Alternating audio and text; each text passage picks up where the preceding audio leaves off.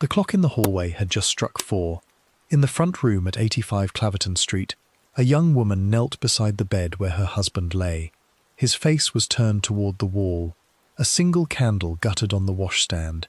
The fog outside pressed against the glass, thick as wet wool, muffling the hooves on the cobbles below. She lifted his wrist. It was already cool. On the mantel, a small blue bottle caught the candlelight and threw a thin shard of colour onto the counterpane. The room smelled faintly of peppermint, and beneath that, of something sharper, something metallic, something wrong. She rose, she smoothed her skirt, she walked to the door, and in a voice as level as still water, she called down the stairs for the landlady and asked her, very softly, to fetch a doctor. The house on Claverton Street. Good evening, and welcome. Welcome to the Bedside Historian. The hour is late wherever you are, and the world has grown still, and I am glad of your company for a little while. Before we begin, I would like to ask you something. Where are you listening from tonight? What city, what village, what road? What is the weather doing at your window, and what hour has the clock just struck on your side of the night? I ask because it matters to me. This channel is only a voice in the dark, and a voice in the dark is nothing without someone on the other end of it. If you would take a moment to subscribe to the Bedside Historian and to press the button that tells the great machinery of the internet that this video was worth your evening, it would help this quiet corner of history to grow. It is a small thing on your end. On mine, it is everything. And now, let us drift backward together, out of your room, out of your century, into a colder one. Let the walls fall away. Let the lamp on your table become a gaslight on a wet iron post. Let the year become 1885. Let the city become London, and the district Pimlico, and the street a long narrow terrace called Claverton Street, running south toward the river. The fog that winter came in from the Thames each afternoon and did not lift. It settled first along the wharves at 9 Elms, then crawled north across the water, then thickened as it went, gathering coal smoke and the yellow breath of 10,000 chimneys, until by the middle hours of the evening a man on the pavement could not see the horse in front of him. Londoners had a word for it that year. They called it a particular. It stopped omnibuses in Belgravia. It closed the theatres early. It filled the lungs of anyone already ill and finished a great many of them off before the new year came in. Claverton Street stood on the western edge of Pimlico, in a district that had gone up quickly some 40 years before, when the fields between Chelsea and the river were sold off and covered in long rows of white stucco houses. By the 80s, the paint had begun to grey. The stucco had cracked at the cornices. The area was respectable, but only just, and it was full of a particular kind of tenant, retired officers on half-pay, clerks in the great insurance houses, widows on annuities, and here and there, tucked between them, a young couple in trade, taking rooms above a landlady's own quarters, waiting for the shop to prosper enough for a house of their own further out. The house we are going to was number 85. It stood on the eastern side of the street, 3 stories tall and 1 window wide, with an iron area railing at the pavement, and a black front door reached by 4 scrubbed steps. The landlady was a woman named Doggett. She kept the ground floor and the basement kitchen for herself and her husband and their servant girl. The 2 upper floors she let. In the last week of September that year, 1885, she let them to a Mr. and Mrs. Bartlett of Herne Hill, on the recommendation of an agent. They paid a month in advance. They said they would want the rooms until the following March, perhaps longer. Now I have to stop us for a moment, because I want you to picture Mrs. Doggett as she stood in her hallway that first evening and watched her new tenants come up her steps. She was, by the accounts left of her, a careful woman in her middle years, with a Bible on her mantel and a strong opinion of anyone who took a room without a servant of their own. She had let those rooms before, many times. She thought she had seen every kind of married couple that a lodging house in Pimlico could produce. She had not seen this one. The husband came first. Edwin Bartlett was 39 years old that autumn. He was of middling height and thick-set in the shoulder, with a full brown beard cut square across the chin and dark eyes set rather close together. He was a grocer by trade, a partner in a firm called Baxter and Bartlett, with shops in Herne Hill and Balham and Dulwich. and he had the manner of a man who had worked with his hands until quite recently and was still faintly surprised to find himself in a good coat. He was courteous to Mrs. Doggett. He asked after her arrangements for coal. He counted the sovereigns into her palm one at a time, as a man counts coin who has weighed it in his own scales for 20 years. The wife came second, on his arm, and it is worth pausing here on what Mrs. Doggett saw. Adelaide Bartlett was 30 years old, though she looked younger. She was slight and dark-haired, and rather French about the eyes, and she wore her clothes with the particular unshowy correctness of a woman who has been told all her life that her origins are more distinguished than they appear. She was polite. She was almost silent. She let her husband speak for both of them, and she watched Mrs. Doggett across his shoulder with an expression that the landlady could not, afterward, quite put a name to. Attentive, composed, and something else besides, that a plainer word would spoil. They took the 2 rooms on the first floor, a front parlour that looked out onto the street through 2 long sash windows, and a back bedroom that gave onto the yard and the mews beyond. They asked for a fire kept up in both. They said Mr. Bartlett had been unwell in the summer, and the doctor had ordered warmth. They asked for meals to be sent up on trays. They said they would not, on the whole, be receiving. The record does not tell us what was said between husband and wife that first night at 85 Claverton Street. No one wrote it down. What we know is only what the house saw. A fire lit in the front room. A tray of cold meat and bread carried up the narrow stair by the servant girl at 7. The tray brought down again at 9, the bread cut into small squares and half of it uneaten. A single candle burning behind the curtain of the back bedroom until well past midnight. And on the pavement below, the fog coming up thicker as the hours passed, until the gaslight at the corner was only a soft blur, like a coin dropped into muddy water. You have to understand what a lodging house was, in that city, in that year, if any of this is going to sit right in the mind.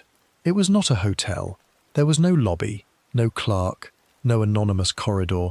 It was a family's own home, and the tenants lived inside it. Mrs. Doggett heard their footsteps on the stair each morning. She heard the door of the back bedroom open and close, and the click of the parlour door after it. She heard voices through the ceiling in the evenings, low and level and never raised. She knew when Mr. Bartlett coughed in the night, because the cough carried through the floorboards.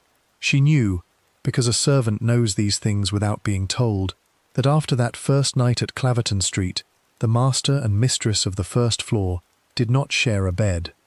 Edwin took the back bedroom. Adelaide made herself a couch on the horsehair sofa in the front parlour, and slept there, wrapped in a travelling rug, with her long dark hair unpinned and her boots set neatly beside her on the floor. This was not, in itself, a scandal. Ill husbands slept separately from their wives all across the city that winter, for reasons of contagion or comfort or simple lack of space. What was strange, and what Mrs. Doggett would remember for the rest of her life, was that the young wife slept on the sofa in the same room as her husband's bed, not through a wall, not on another floor, on the sofa at the foot of his bed, close enough to hear him breathe, close enough, when he stirred in the night and called for her, to be at his side inside of a heartbeat. For weeks that autumn, and into the winter, that was the shape of their evenings. He in the bed under the window, she on the sofa 4 feet away, a single candle between them, a book, sometimes, in her lap, and a low voice reading aloud until his breathing slowed. And outside, always, the fog, and the wet clop of a cab horse on the cobbles, and the distant bell of St. Barnabas across the fields at the top of the street. Let me sit with that picture for a moment, because we are going to spend most of a night inside it, and I would like you to have it clearly. The room was not large, 12 feet across, perhaps 14. The wallpaper was a dark green pattern of leaves, common in that decade. There was a marble washstand with a jug and basin on it, and above the washstand a small looking-glass in a mahogany frame. There was a fireplace with a black iron grate, and on the mantel there stood, at various times during those weeks, a clock that did not keep good time, a pair of china dogs the landlady had left in place from the previous tenant, and a photograph of Edwin's father in a silver plate frame. The bed was of plain iron. The sheets were changed on Fridays, and the whole room, by the end of October, had begun to smell faintly, and then not so faintly, of medicine. The doctors had begun to come by then. There would be several of them across those months, and we will meet them properly in their turn. What matters tonight is only the first of them, a man named Alfred Leach of Merton Villa, Bloomfield Road, who had rooms not far from Claverton Street, and who agreed, in the second week of November, to attend Mr. Bartlett as a private patient. Dr. Leach was young. He had qualified only a few years before. He was, by every account, a decent and painstaking man, and he took to the case with the seriousness that a young physician gives to his first well-paying household. He came in the mornings, he wrote in a notebook, he asked about diet and sleep and the movement of the bowels. He talked with wife in the parlour, calmly and at length, in a manner that a later generation would call clinical, and that they called, then, professional. He noticed at once what Mrs. Doggett had noticed. The wife slept in the sick room. She fed her husband from her own hand. She turned him in the bed. She emptied the basin herself. When Dr. Leach called on his second morning, Adelaide met him at the door of the parlour, with the sleeves of her dress turned back to the elbow and a spot of her husband's supper on her cuff, and she gave him her account of the night, with an accuracy that surprised him. The temperature at midnight, the half-glass of water at 2, the dose of medicine at 4. She kept it all in her head. He asked her, once, whether she wished for a nurse to be sent for. She said no. She said she would rather do it herself. She said her husband could not bear a stranger in the room. Now here is something we do not know, and I want to say so plainly, because the record does not permit us to pretend otherwise. We do not know what Adelaide Bartlett felt for the man in the bed. We know what she did. We know she sat with him through nights that would have broken a paid nurse. We know she read to him. We know she quarrelled with him, twice, in the hearing of the doctor, over what he would and would not swallow. What she felt as she smoothed the sheet across his chest, or as she blew out the candle at the foot of the sofa and lay down 4 feet from him in the dark, no one wrote down, and I will not put words into her mouth that the archive does not give me. What we can say is that by the first week of December, the household at 85 Claverton Street had settled into a rhythm that its landlady found unsettling without being able to say why. The fire kept up in both rooms, the trays going up and coming down. The young wife on the pavement at 11 each morning, gloved and veiled, walking as far as the pillar box at the corner and back for the air. The husband upstairs, growing thinner in the face, his beard less trim than it had been in September, his voice, when he called down for the girl to bring hot water, hoarser each week, and the visits, more and more frequent now, of a third person, whom Mrs. Doggett had not been told to expect, and whom Mr. Bartlett had begun to speak of, as though the man were his own brother, or perhaps something dearer than that. That third person we will meet in his proper place. Tonight it is enough to know that he came often, that he was tall and pale and rather stooped, that he wore the black coat of a clergyman, and that when he came, Mrs. Bartlett rose from her sofa and went out with him for long walks along the embankment, and returned always before dusk, and always alone. To understand what had brought these 3 lives into a single house that winter, we have to go back a little. We have to leave Claverton Street for a while, and leave the fog, and leave the sick man in the iron bed. We have to go across the Channel, to a town on a slow green river in France, and to a christening register in the year 1855, and to a child born to a mother whose name the priest wrote down, and to a father whose name he did not. The candle in the sick room is guttering. The clock on the mantel is not keeping time. Let us close this door behind us very softly, and step out into an older, warmer country, and begin at the beginning. A girl from Orléans.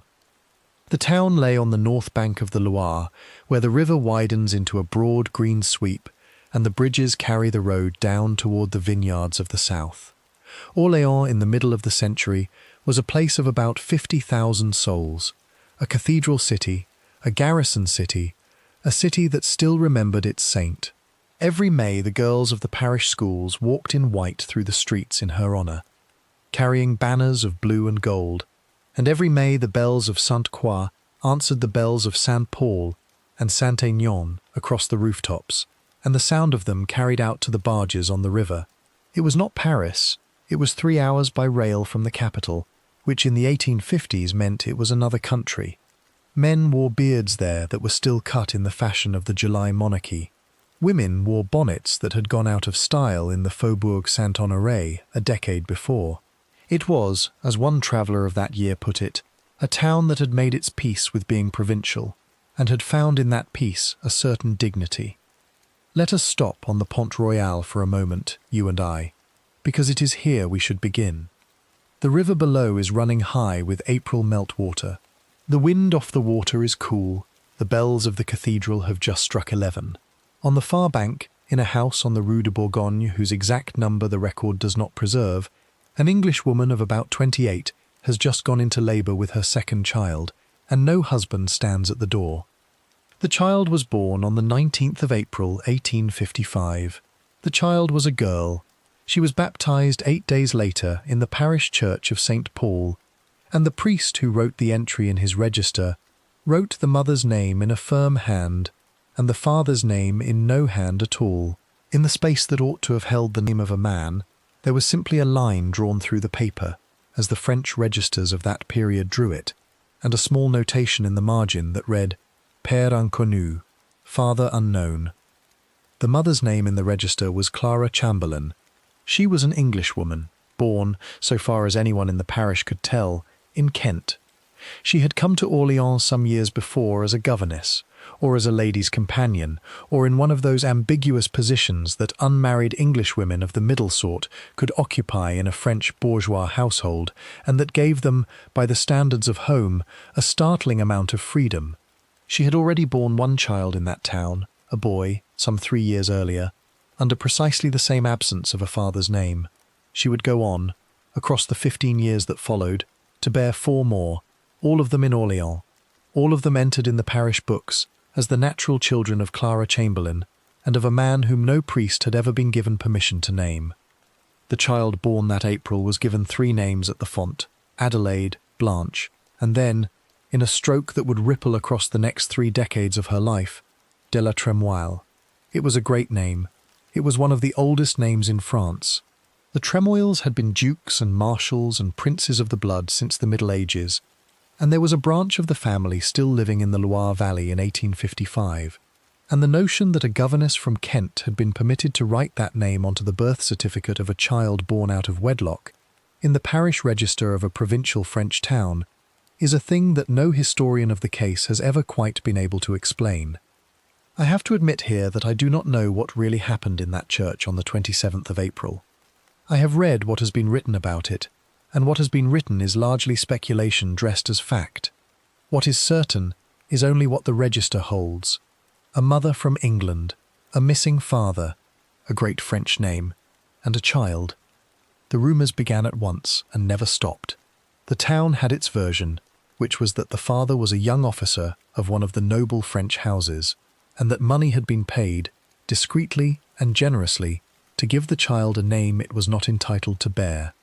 The English colony in Paris had another version, which travelled up the rail line to Orléans within a season, and which held that the true father was an Englishman of very high family indeed, and that the name in the register was a screen behind which a more embarrassing name could hide.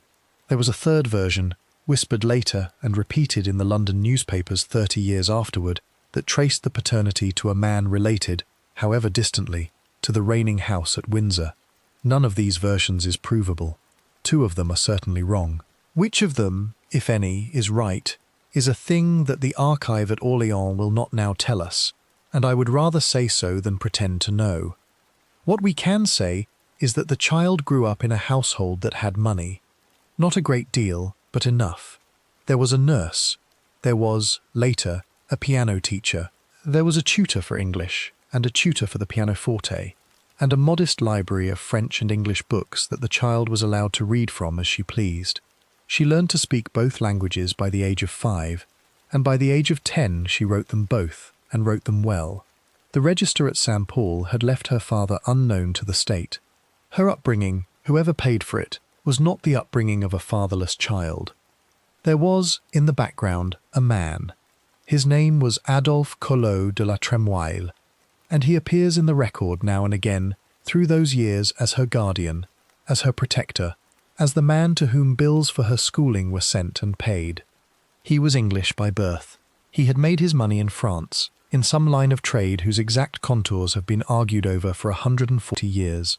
What he was to Adelaide, in the plain sense of the word, is one of the things the archive will not say. Some later writers have called him her father outright. Others have called him a middleman, acting for a father he had promised never to name. Adelaide herself, in the one letter of her girlhood that survives, calls him mon oncle, my uncle, which in French can mean an uncle by blood, or an uncle by kindness, or a great many other things besides. She was raised, for her first 15 years, between the house on the Rue de Bourgogne in Orléans and a boarding establishment for young ladies in the town of Blois, further up the river. The establishment at Blois has left no record of her. The house at Orléans has left almost none. What we have is a handful of receipts.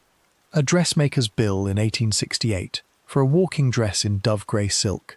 A doctor's account in the spring of 1869 for a fever that lasted a fortnight. A piano tutor's note from the autumn of that same year, praising her progress in a passage of Chopin and requesting an additional 5 francs a month for the increased length of the lessons. From these fragments we can reconstruct, dimly, the shape of an adolescence spent among women, in comfortable rooms, in a town where the days were long and the bells were loud, and the river went on running past the end of the street. She was 17 when she was first brought to England.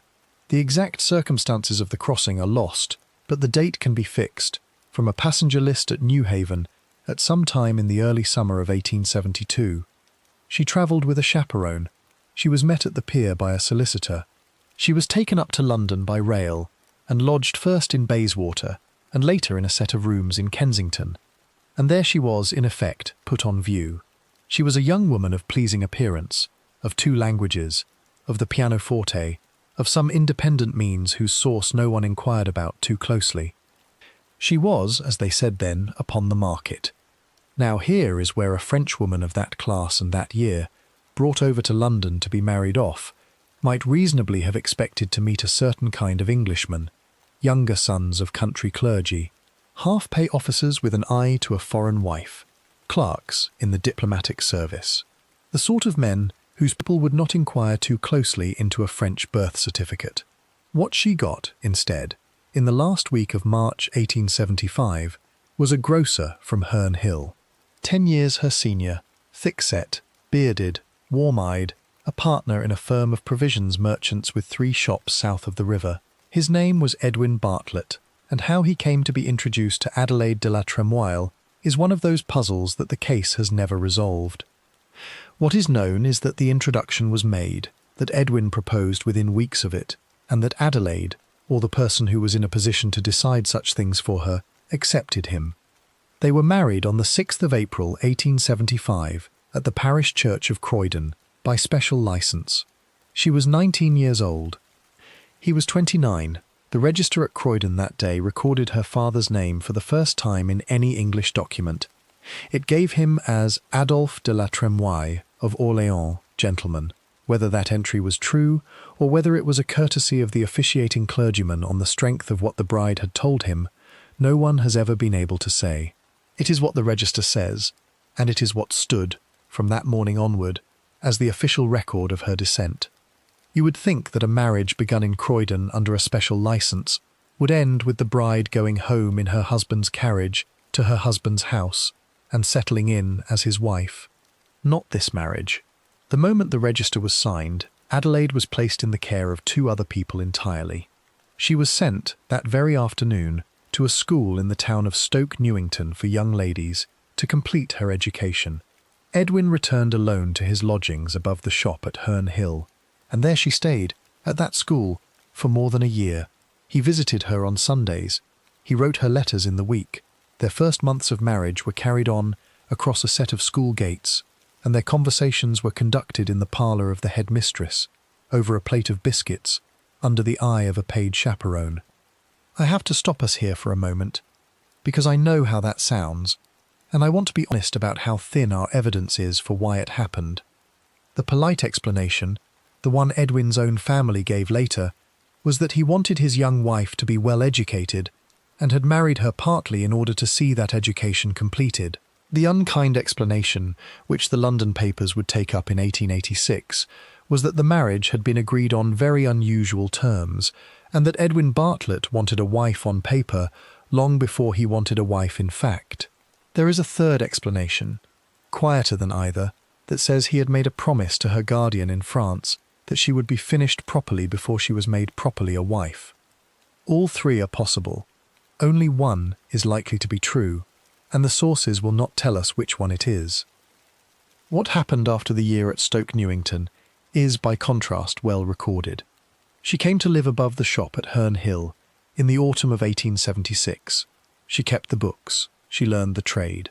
She became, by every account of every person who dealt with the firm of Baxter and Bartlett across the 10 years that followed, a shrewd and pleasant woman of business, capable of adding a long column of figures in her head and of remembering, from one Christmas to the next, the given names of every wife of every traveller who called at the shop. She was liked. She was, on the whole, respected. She was, in the eyes of the men who came into the counting room behind the counter, an unusual grocer's wife. And she was, from at least the spring of 1877 onward, and by mutual agreement between herself and her husband, a wife in name only. The details of that agreement are the property of the trial, and we will come to them in their time. What matters tonight, before we leave France and its river and its bells behind us, and go back through the fog to that iron bed in Claverton Street, is that the peculiar shape of the Bartlett marriage was not an invention of the sick room. It was there from the beginning. It was, in some sense, the reason for the beginning. The girl from Orléans, whoever her father had really been, had crossed the Channel to marry a man who had wanted, from the day of the wedding, a marriage of a very particular kind. And the man from Herne Hill, whatever he had promised in that Croydon vestry, had gone on to keep his promise for almost a decade. The bells of the Loire are quieter now. The river is running on toward Nantes and the sea. The house on the Rue de Bourgogne has closed its shutters against the afternoon sun. Somewhere in an upstairs room of a shop at Herne Hill, a young Frenchwoman is bent over a ledger by lamplight, and a bearded man is standing in the doorway, watching her write, and neither of them yet knows the name of the third person who will one day come up the stair between them. The Grocer of Herne Hill. The road out of London ran south through Camberwell in those years, past the last of the villas and the market gardens, and climbed slowly up a long green ridge that the ordnance maps called Herne Hill. It was a country lane still, in the 1860s.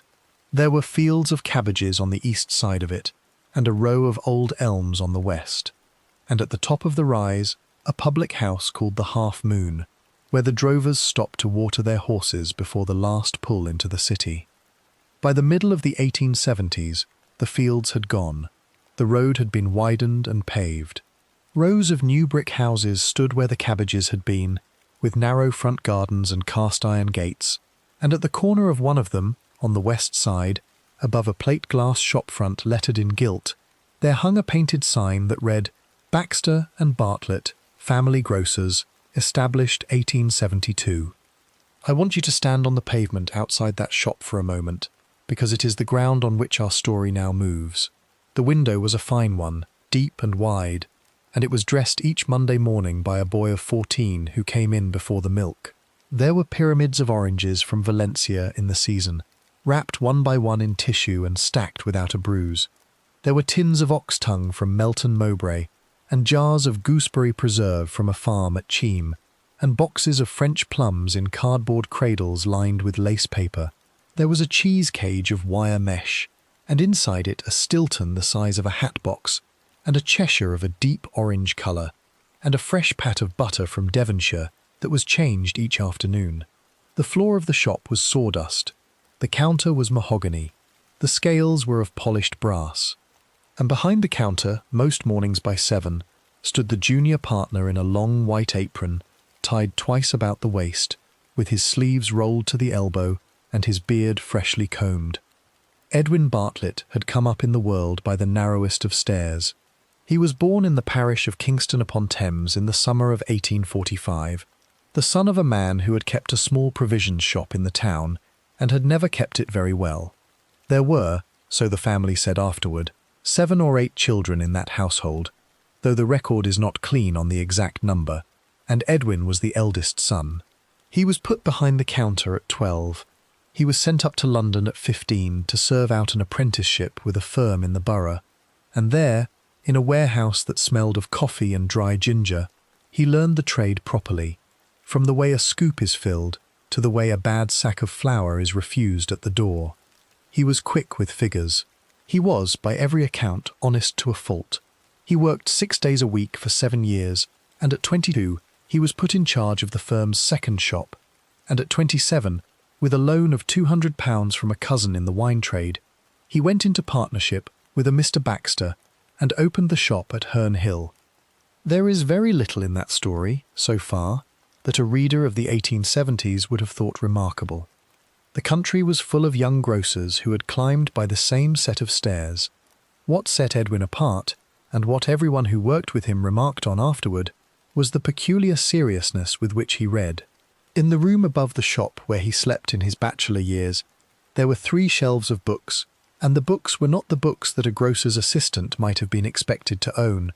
There were a Bible in 2 volumes and a Book of Common Prayer, which was ordinary enough.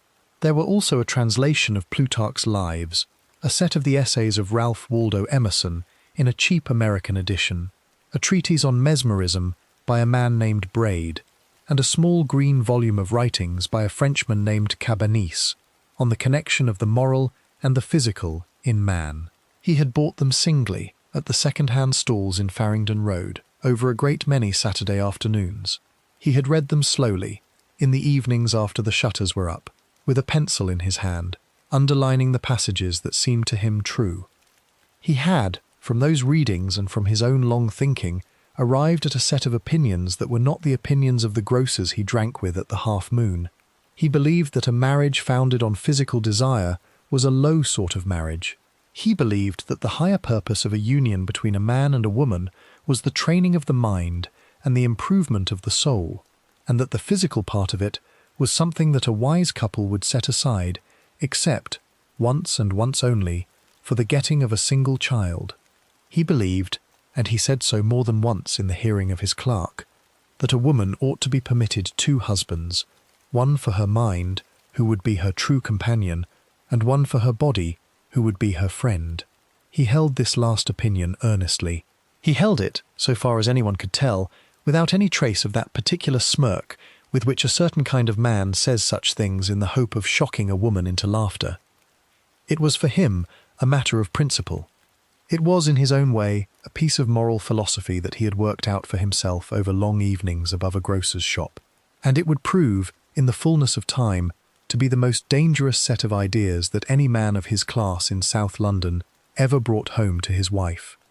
Where he first met Adelaide is one of the things that the record will not now give us cleanly. There are 2 accounts. The one that Edwin's own brother Frederick gave, many years afterward, was that Adolphe de la Tremoille had come to England in the spring of 1875 on some errand of business, that he had been introduced to Edwin through a mutual friend in the wine trade, and that the 2 men had struck up a friendship that ripened, within a matter of weeks, into a proposal that Edwin should marry Adolphe's ward. The other account, which was whispered by a rival grocer in Herne Hill, and which the London papers would repeat with some relish in 1886, was that a sum of money had passed with the bride. Neither account can now be proved. What is certain is that the match was made very quickly, that no member of Edwin's own family met Adelaide before the ceremony, and that when he brought her home from Croydon, he brought her home, in effect, as a stranger. The wedding morning at Croydon was small and quiet. There were no bridesmaids. There was no wedding breakfast of any size. Edwin's father was there, in a coat that had been brushed too many times. Adolphe de la Tremoille was there in the guise of the bride's father, and he gave her away in a low voice that the clerk at the church could not quite catch. The bride wore a travelling dress of dove-grey silk and no veil, and she signed her name in the register in a small firm hand as Adelaide Blanche de la Tremoille, and she wrote the number 19 after it for her age, and she wrote spinster in the column for her condition. Edwin wrote Grocer for his rank, and 29 for his age, and the two of them walked out of the vestry into a light rain, and got into a cab, and drove not to Herne Hill and not to any house of their own, but to a railway station, from which the bride, still in her wedding dress, was put aboard a train and sent north to a boarding school in Stoke Newington, kept by a Miss Hodgkinson, and there she was left. I want to sit with that for a moment, because a great deal has been written about it, and most of what has been written is either too generous or too cruel. The plain fact is this.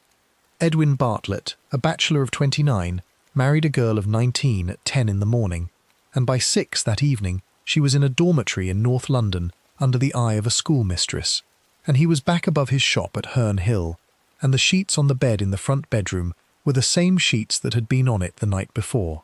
Whatever else that first day of their marriage was, it was not a wedding night. Miss Hodgkinson was told that Mrs. Bartlett had been sent to her for the completion of an education that had been interrupted by circumstances abroad. She was told that Mr. Bartlett would call on Sundays. She was told that the girl was to be treated in every respect as an unmarried pupil, and that her married name was not to be spoken in the presence of the other girls, and so she was not. I do not know, and I will not pretend to know, what Adelaide felt as she unpinned her hair that night in a strange room in a strange town, with the wedding ring hidden inside a glove in the top drawer of a strange chest. It has been imagined for her many times by many pens. I would rather leave the imagining to you. She stayed at Stoke Newington for a year and a half. There is a report, in the school's own record, that she was studious and quiet, that she took particularly to French history and to the piano, and that she was fonder of the youngest girls in the house than of the girls of her own age. There is a note from her drawing master that says her pencil work in still life was above the standard of the school. There is a letter, in the hand of Miss Hodgkinson herself, to Mr. Bartlett at Herne Hill, thanking him for his kindness in sending a hamper of oranges at Christmas, and reporting that Mrs. Bartlett had spent the day quietly in the schoolroom, reading to the little ones by the fire. Edwin came on Sundays. He was punctual. He was, by every witness who ever saw them together in that parlour, courteous and warm with her, and she with him. What passed between them on the walks they were permitted to take, up and down the length of the school garden under the eye of the head girl, no one now can say. She came down to Herne Hill in the last week of September, 1876. She was 21. She took up her place above the shop as the mistress of a house of 3 rooms, a scullery, and a small backyard, in which there lived, from that autumn on, a bearded husband, a French wife, and a live-in girl of 14, to do the fires. She began at once on the ledgers. She had a head for figures that startled the traveller from the tea firm the first time he saw her check his invoice in her lap. She learned the names of the wives. She learned the names of the children. She kept a memorandum book in the drawer of the counting room in which she wrote, in a neat English hand with a French turn to the letter R, the little things it is a good grocer's business to remember, that Mrs. Henderson at number 12 prefers her tea a little stronger than her mother's, that the cook at Beulah Villa cannot bear the cheap sort of currant, that the vicar's housekeeper is to be sent a small bag of loaf sugar with her order every second Friday, as an unspoken kindness on the account. She was liked in the street. The travellers who called at the shop remembered her afterward as slight and dark and very neatly dressed, with a way of listening that made a man feel he had been heard for the first time in his working day. The rival grocer at the other end of the parade, who never had a good word for her afterward, was heard in the 80s to say only that she was a sharp one, meaning by that only that she added up her columns quickly. The girl in the scullery, whose name was Mary, said long after, when a reporter found her, that the mistress had been very kind to her, that she had taught her to read on Sunday afternoons in the back kitchen, and that in the 4 years she was in that house, she never once heard the master and mistress raise a voice at one another. She was liked. But she was not, in the ordinary understanding of the word, his wife. The nature of the arrangement was set out by Edwin himself, in his own hand, in a document that he drew up at some point in the first year of their life at Herne Hill, and that would, 10 years later, be read out in a courtroom to an appalled and fascinated audience. In that document he explained his theory of marriage, in the terms he had drawn from his books above the shop in his bachelor days. He wrote that the physical union between a husband and a wife was a thing to be reserved for the getting of one child and no more, and that in every other respect the marriage was to be a union of mind and of spirit and of the higher affections only. Adelaide had agreed to this, or had been persuaded to agree to it, or had signed her name to it, because it was what her husband wished. Which of those three it was, is one of the things the record cannot now decide. There is one exception in the story, and it belongs in this chapter, because it is the only time in the whole of their marriage that the arrangement was set aside. In the winter of 1881, Adelaide was found to be with child. The pregnancy was hard on her from the first. She was small in build.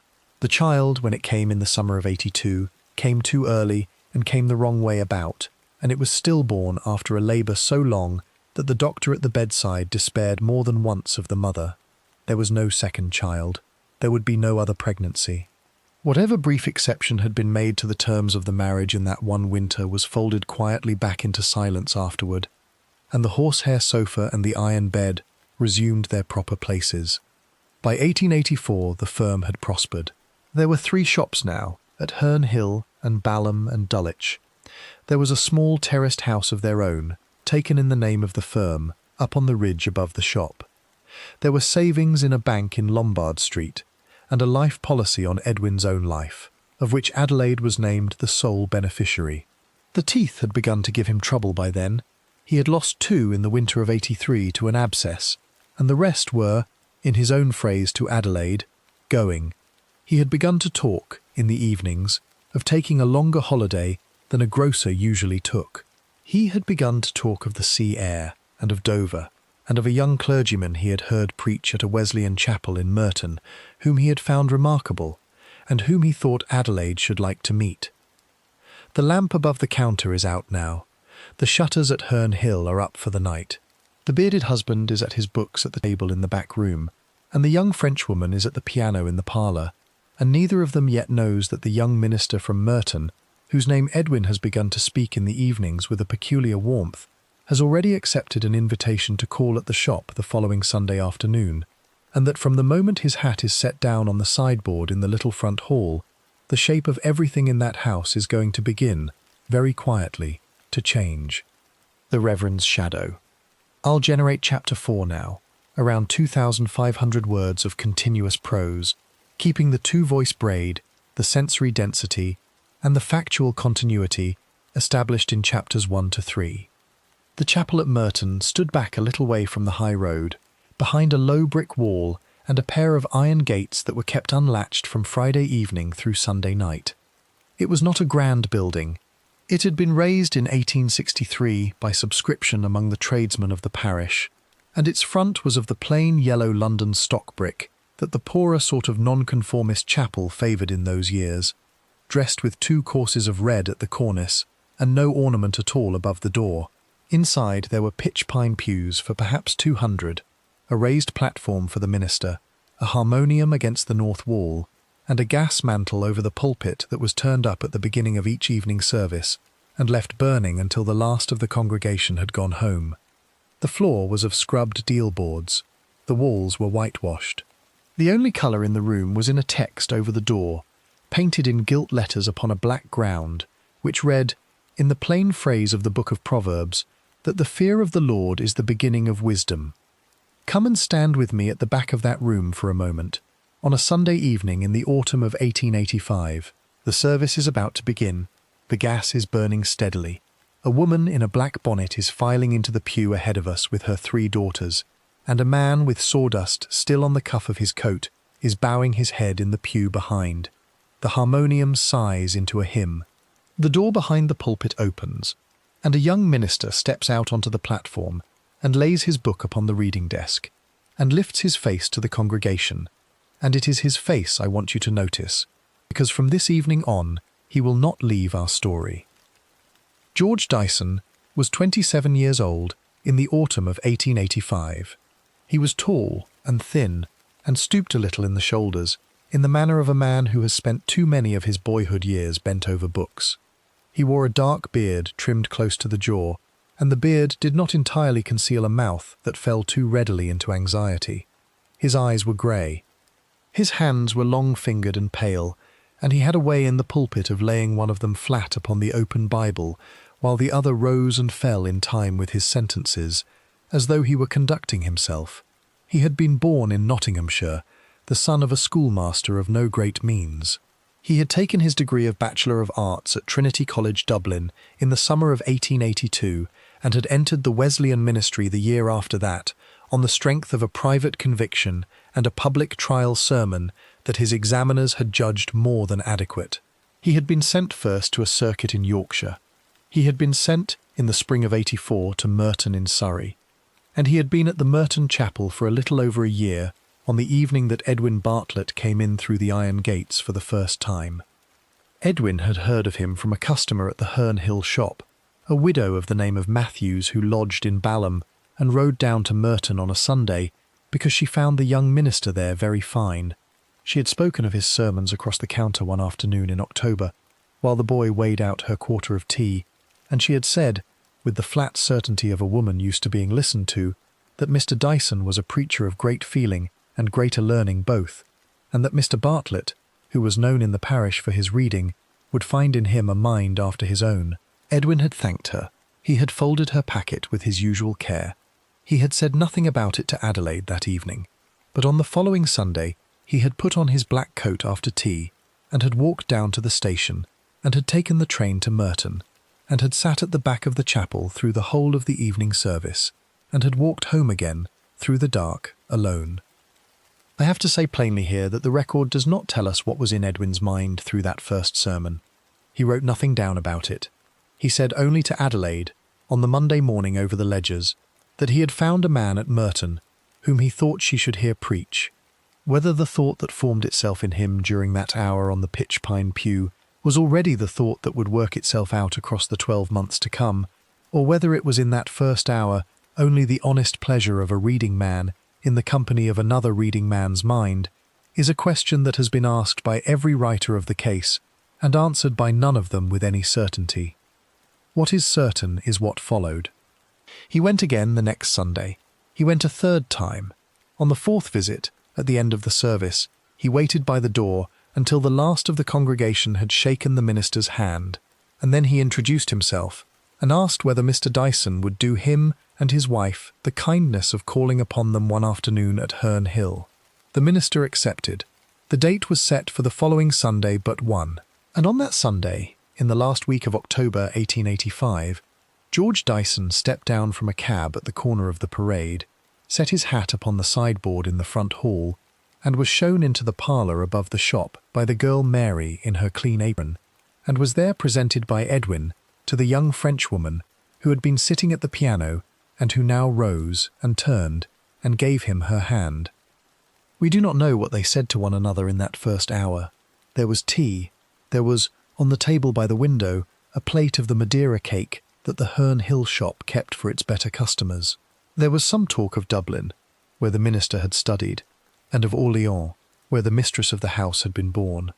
There was, according to the girl Mary, who came in twice to see whether more hot water was wanted, a great deal of laughter from the master, who was not a man given ordinarily to laughing in the parlour.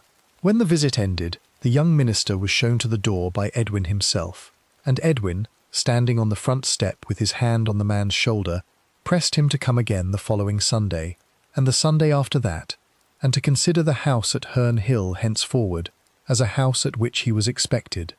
Come away with me from the parlour for a moment, because I want to say what happened next in plain words, and it is easier to say it away from the tea things. Across the winter of 1885, and into the spring of '86, George Dyson became a fixture in the Bartlett household. He came to Herne Hill on a Sunday afternoon after his own service, and he stayed to supper, and he stayed sometimes for the reading that followed supper, and he was walked to the last train by Edwin at 11. He came on a Tuesday evening as well, and later on a Thursday, and by the middle of December he was at the house on 4 evenings of the week, and had a place laid for him at the table without any word needing to be spoken to the girl Mary in advance.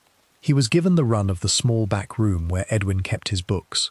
He was given, in time, a key of his own to the front door of the house on the ridge above the shop, so that he might let himself in on afternoons when the master was down at the counter and the mistress was upstairs at her work. And all of this was done, from the first day, at Edwin's own urging. I want to be careful here, because the shape of what Edwin was doing has been drawn many ways by many pens, and the drawings have not always been fair. What can be said, from the letters and from the testimony that later came out at the trial, is this.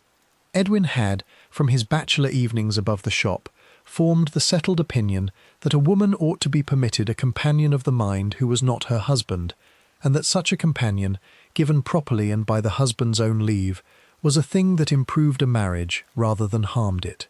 He had said this, he had written it down, he had spoken of it, more than once, to men who thought him mad for saying so.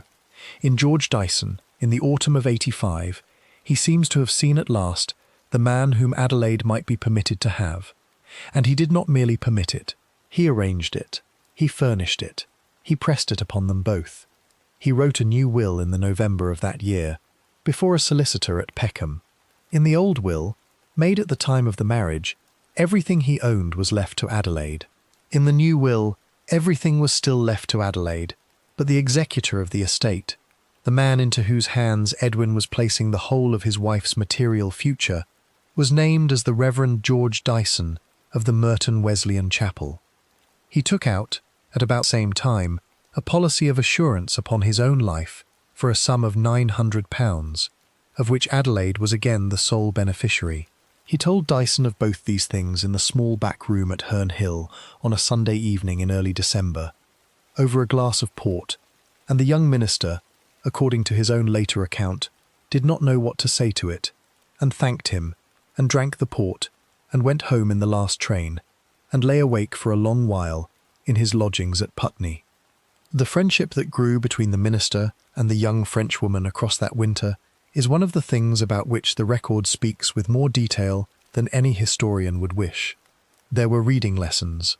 Adelaide had a good mind, but her education, whatever it had been at Blois and afterward at Stoke Newington, had been the education of an accomplished young lady of the 1870s, and she had come to feel, in the 10 years above the shop, that there were shelves in her husband's small library that she could not open by herself. George Dyson could open them for her.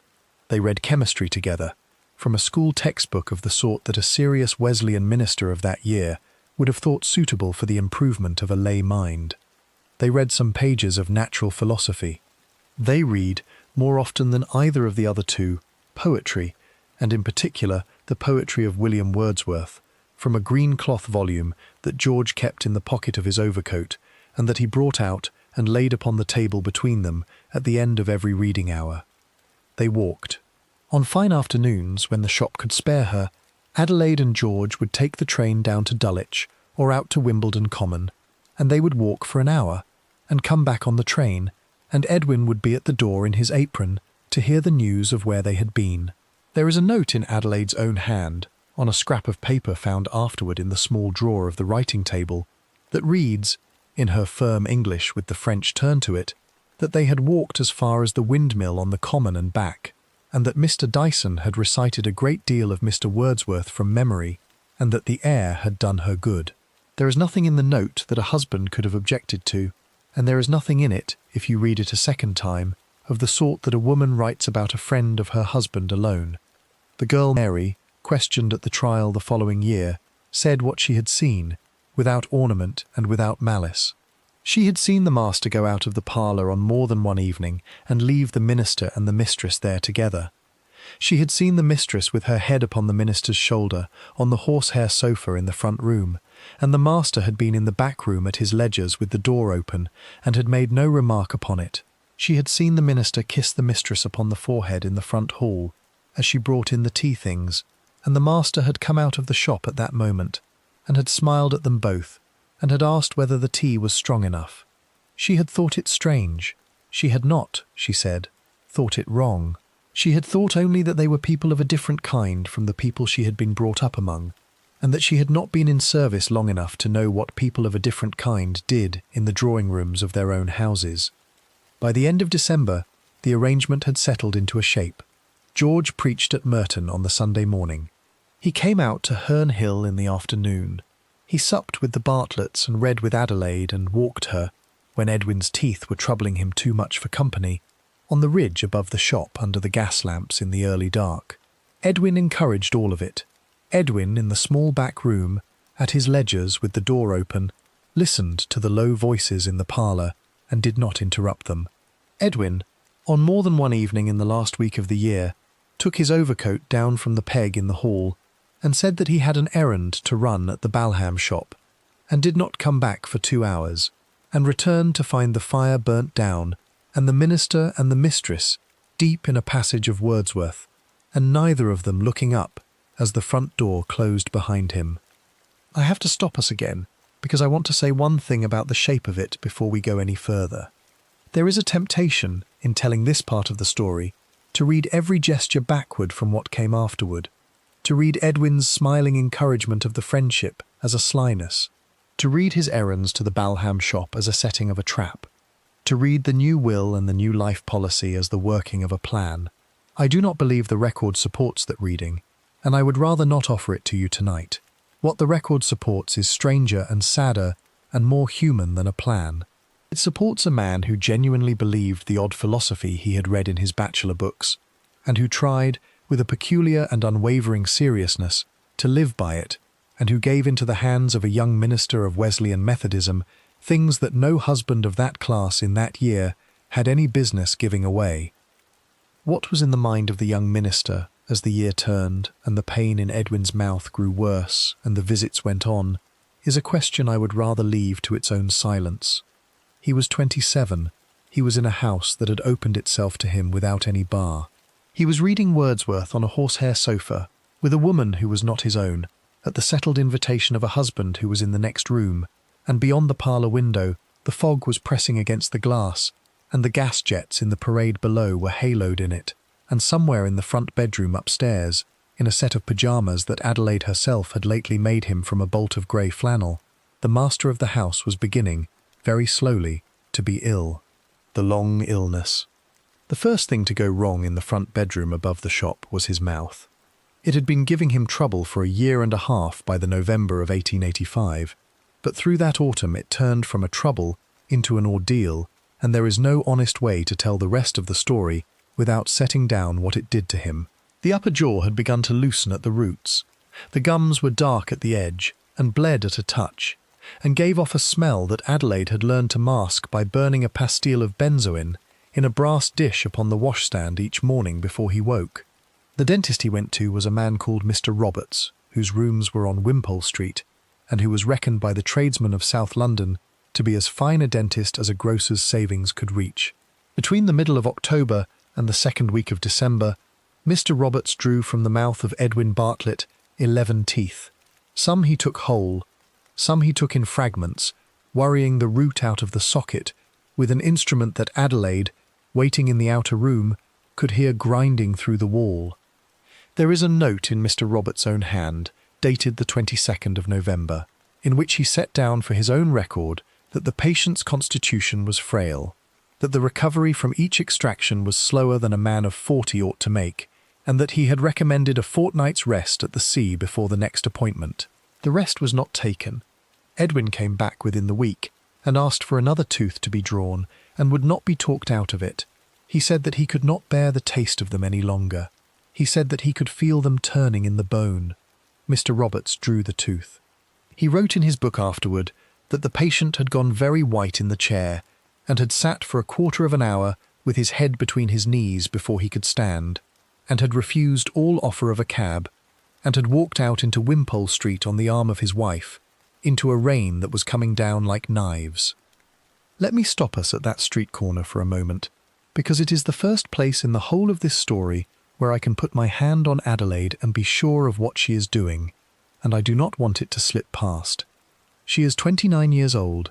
She is holding up on her arm a husband of 40 who cannot stand on his own. She is wearing a plum-coloured coat with a caped collar, and beneath the coat a dress of grey wool, and she has forgotten her umbrella at the dentist's, and the rain is running off the brim of her bonnet in a thin, cold rope down the back of her neck. She hails a cab herself, in French-accented English that the driver later remembered because he had not expected it from a woman so slight. She lifts her husband into the cab. She gives the address at Herne Hill.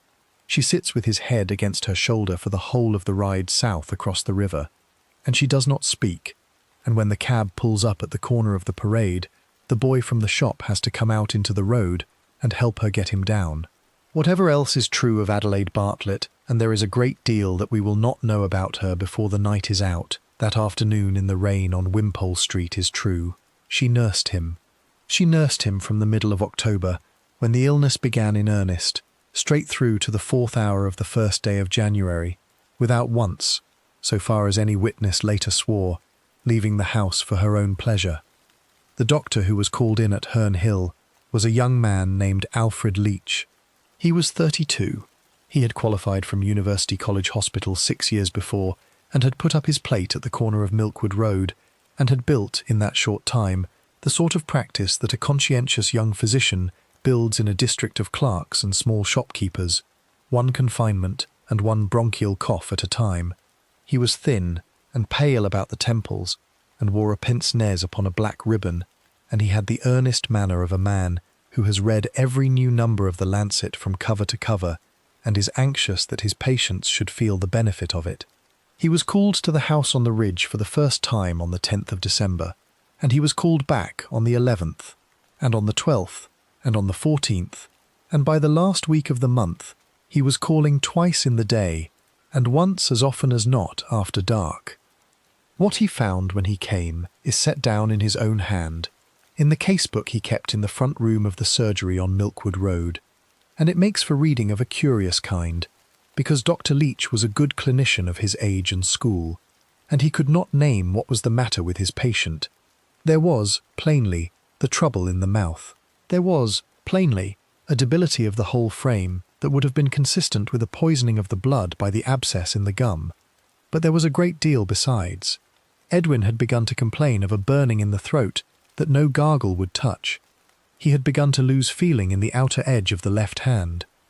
He had, one morning at the end of November, come down to breakfast and told Adelaide in a level voice that he had seen, standing at the foot of the bed in the night, a second Edwin Bartlett, dressed in the same nightshirt, looking at him with an expression of great pity, and that the second Edwin had, after a moment, turned and walked through the wall in the direction of the shop. He said this without agitation. He asked for his toast. He ate it. Dr. Leach wrote the vision down in the casebook under the heading Hallucination, Single Instance, No Fever, and he was careful to note that the patient was, in every other respect, of clear mind and rational speech. 2 days later the second Edwin was seen again, this time seated in the wicker chair beside the fire in the parlour, and this time it did not walk away, but slowly faded, so Edwin said, into the pattern of the wallpaper behind it. On the third occasion, in the second week of December, the visitor at the foot of the bed spoke. It said, according to Edwin, that he had already been poisoned once, some years ago, by an enemy in the trade, and that he must be on his guard, because the poisoner was returning. Dr. Leach wrote this down as well. In the margin of his book he wrote, in a smaller hand and with a question mark after it, the word mercury. He was reaching in that margin for the standard explanation of his day. It was known to every physician then working in England that a man whose teeth had been treated over years with the mercury preparations then in use might, in the last stages of chronic poisoning, present with tremor, with disorder of the nerves, with delusions of persecution, and with visions of the doubled self. There was even a phrase for it in the medical press of the 70s, and so, for the space of about a fortnight, Dr. Leach treated his patient upon that assumption. He forbade the pastes and the tinctures the dentist had prescribed for the gums. He put Edwin upon a course of iron and of quinine. He ordered beef tea at 11, and a glass of port at 3, and an ounce of brandy and warm milk at bedtime. And by the 20th of December it was clear even to him that whatever was in the front bedroom above the shop at Herne Hill was not the thing described in the papers. The pattern of the illness would not settle. There were mornings on which Edwin came down to the parlour dressed in his suit and his linen and his overcoat, and announced that he was going to the Balham shop, and had to be talked out of it by Adelaide in a low, urgent voice at the front door. There were afternoons on which he lay in the horsehair chair by the fire and would not speak for 2 hours together, and stared into the coals with his mouth a little open, and answered when spoken to, only by turning his head an inch and closing his eyes. There were evenings on which he ate 3 helpings of mutton and asked for a 4th. There were nights on which he could not swallow the thinnest broth without gagging, and would sit upright against the pillows till dawn, with his hand over his mouth, and Adelaide beside him with a basin. He had, at intervals, a curious appetite. He asked, on the evening of the 18th of December, for a whole roast partridge, and ate it, and asked for a plate of oysters after it, and ate those too, and slept 10 hours. He asked, on the 21st, for a jelly of calf's foot flavoured with sherry, and could not touch it when it came. He had asked, on the 17th, for a piece of pineapple, and Adelaide had sent the boy from the shop into the West End on the train to find one, because none was to be had that afternoon at any of the local greengrocers, and the boy had come back at 9:30 with a pineapple in a brown paper bag, and Edwin had eaten 2 slices of it in bed with his eyes closed. There is a note from the same period in Adelaide's own hand on the back of a shop invoice that reads, in that neat English of hers with the French turn to the letter R, that the master has had a bad night, that he has spoken of the man at the foot of the bed for a 3rd time, that the mouth is worse and the throat is worse, and that she does not know what more she can do. I have held that scrap of paper only in a photograph. It is the first line of writing in the whole case in which the composure of the woman at the piano begins to give way, and even there it does not give way entirely. She signs the note with her initial. She adds the date. She underlines the word bad. Come away with me from the sick room for a moment, into the little back room where Edwin kept his books, because I want to say something about what was happening in the house around the illness. From the middle of December on, the minister was there almost every day. George Dyson had been given, at the end of November, a formal invitation from Edwin himself to move his visits from Sunday afternoon to any afternoon of the week that suited him, and he had begun to come out from Putney on a Monday and a Tuesday and a Wednesday, sometimes for an hour, and sometimes for the whole of the evening. He read to Edwin. He read to Adelaide. He sat by the fire in the parlour with the green Wordsworth open upon his knee, and he read aloud in his soft Nottinghamshire vowels the poem about the leech-gatherer on the lonely moor, and Edwin, from the horsehair chair, would nod in time with the lines and murmur, when the reading was done, that it had done him good. He walked Adelaide, in the middle of the day, when Edwin was asleep, down the ridge to the shops at Half Moon Lane for a change of air. He was given a set of house keys in the 2nd week of December, in case the mistress was upstairs when he came and could not hear the bell, and Edwin, in the intervals between his visions and his broken nights, encouraged all of it. He said to Dr. Leach on the 15th of December, sitting up in the front bedroom with a shawl about his shoulders, that if anything were to happen to him, the young minister was to be trusted with the care of Mrs. Bartlett, and that Mr. Dyson had been named in the new will as the executor of the whole estate. Dr. Leach heard the remark. He wrote it in the case-book. He wrote, beside it, in his own careful copperplate, the observation that the patient's affection for the minister appeared to be of a peculiar warmth, and that he had never before, in the course of his practice, attended a household in which the arrangement of the domestic affections took quite that shape. He did not at that stage draw any conclusion from the observation. He was a young physician, and he was called to attend a sickness, and it was not his business to draw conclusions about the affections of the people among whom the sickness had come. By Christmas Eve, Edwin was worse. The gums had broken open again along the line of the upper jaw. The nights were sleepless. He had begun, in the last few days, to be afraid of the dark. He would not have the gas turned off in the bedroom, and Adelaide sat up beside him in the wicker chair with a book that she did not read, and let the mantle burn low, and listened to the fog outside pressing against the glass, and to the hoof-beats of the last cabs going up the ridge to the villas above them, and to the breath of the man in the bed beside her, which was ragged in a way it had not been ragged a week ago. Dr. Leach came in on the morning of Christmas Day.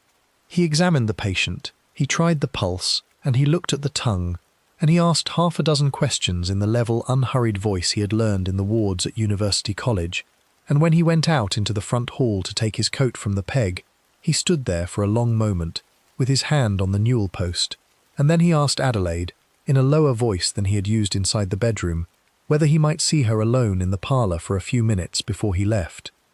They went in together. He closed the door. He said to her, standing on the hearthrug with his hat still in his hand, that he did not know what was wrong with her husband.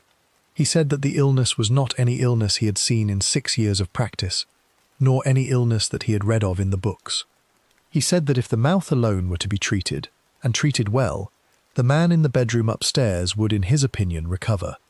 He said also that he thought the man in the bedroom upstairs was afraid of something that had not been given a name, and that until the name was given, the illness would not be mastered. He asked whether Adelaide could tell him what the thing was. She looked at him for a very long moment. She said that she could not. She thanked him for his kindness. She showed him to the front door. And when the door had closed behind him, she stood in the empty front hall with her back against the wood, and put both her hands to her face, and stood so for what the girl Mary afterwards said was very near 1/4 of an hour, without any sound at all. By the last day of the old year, Edwin had asked her, more than once, to lay in the house against the coming week a small stock of a certain medicine, because he could no longer sleep without it, and because the young minister of the chapel at Merton had told him that it might be got, without a prescription and without any question asked, at a pharmacist across the river at Putney, whose shop he passed each morning on the way to his lodgings, and whose name he had already, at Edwin's own request, taken down upon a scrap of paper folded once and placed in the inner pocket of his coat. The chemist's ledger.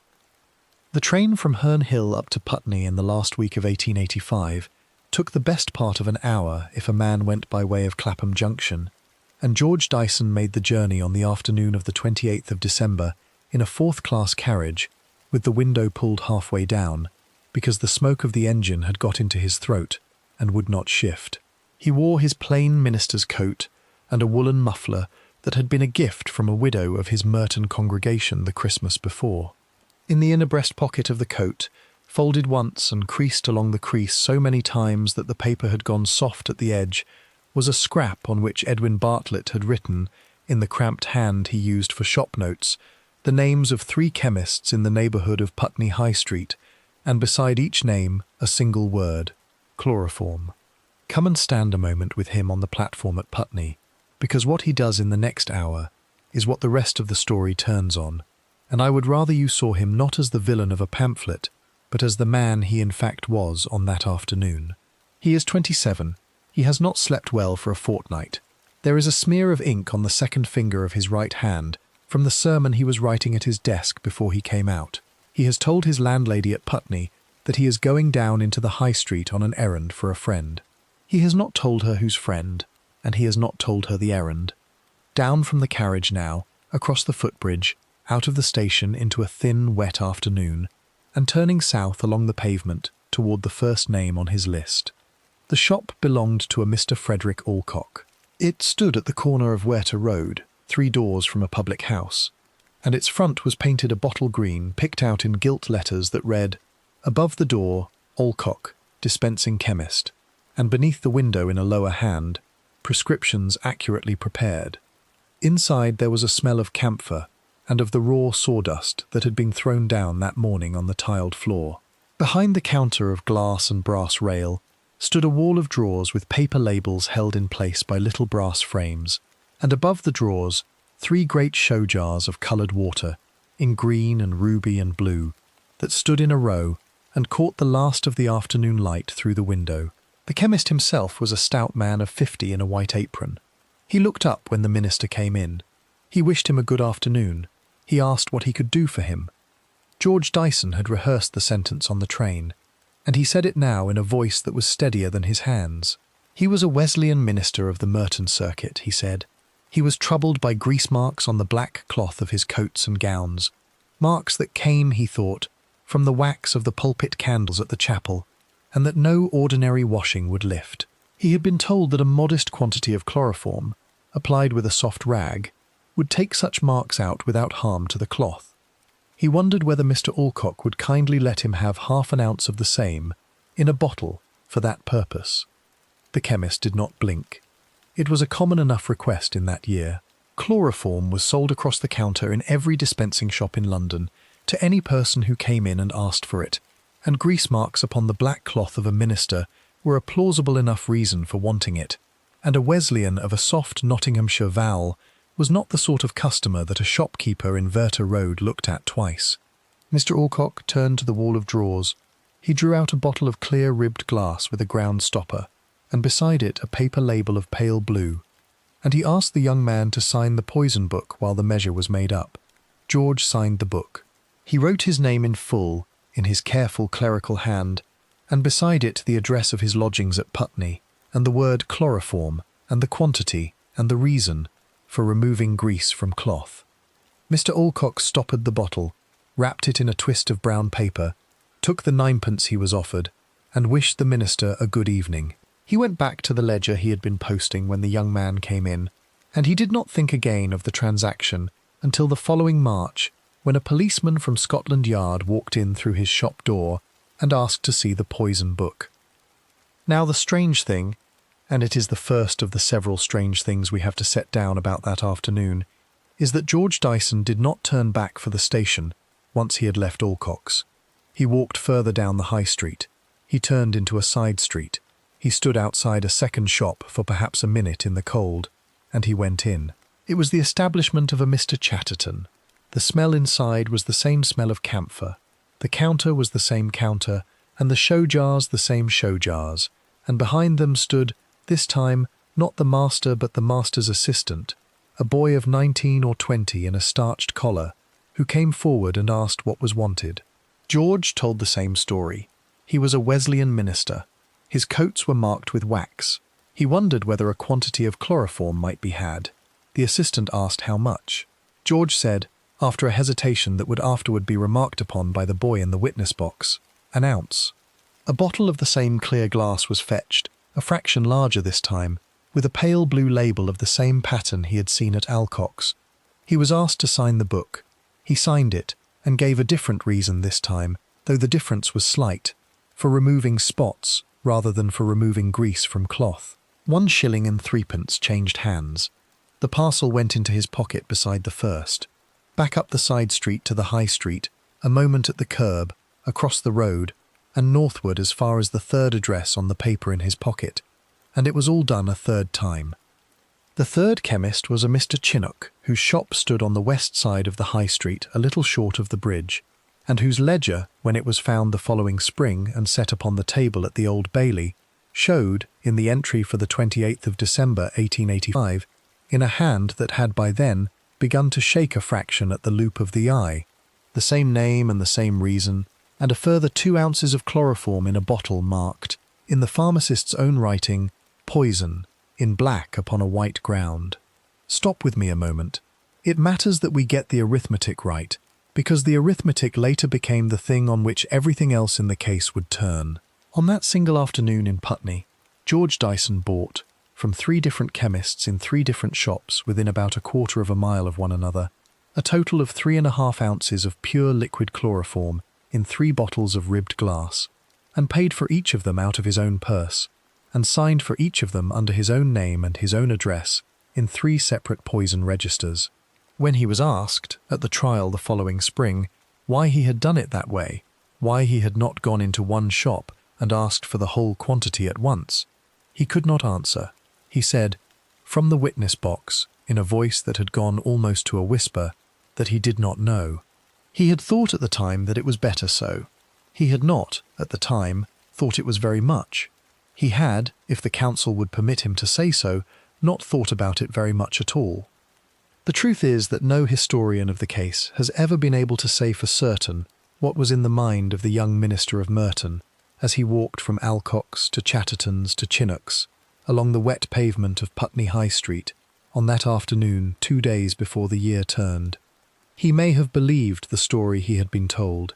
Edwin Bartlett had said to him, on an evening in the middle of December, sitting up in the front bedroom above the shop with a shawl about his shoulders, that he could no longer sleep, and that a physician of his acquaintance had spoken of chloroform as a remedy for sleeplessness, and that Adelaide, who could not herself walk into a chemist's shop and buy the stuff without setting the whole of Herne Hill talking within the hour, would be grateful if he, as a friend of the house, would fetch it for her. That story appears in George's own testimony at the trial. Whether it is what Edwin said, and whether George believed it, I do not know. 2 neighbours at Putney gave later, quite different accounts of the young minister's manner on that afternoon, and both were certain, and both cannot have been right, and the record has not settled between them. Come away with me from the High Street, because I want us to be with him on the train home. He is sitting in the same fourth-class carriage. The dark has come down. The gas in the compartment has been lit, and the window is misted with the breath of the 4 other passengers. In the deep inside pocket of his coat are the 3 bottles, and they are heavier than he had expected, and they clink faintly against one another whenever the train takes a curve, and once, at the junction, when the guard leans in at the door to check the tickets, George puts his hand across the outside of the coat as though to still his heart, and it is the bottles he is stilling. Down at Herne Hill, a little after 7, up the ridge in the dark, a ring at the door of the house above the shop. Adelaide comes down herself to open it. She takes his coat. She does not, in front of the girl Mary, ask him what he has brought her. She hangs the coat, with the pocket outward, on the peg beside her husband's grey ulster in the front hall. She turns, she smiles at him, in her level English with the French turn to it, and tells him that Edwin is asleep upstairs, and that supper is in the parlour, and that the fire has been made up, and that she is grateful of his company on such a cold night. There was one further errand.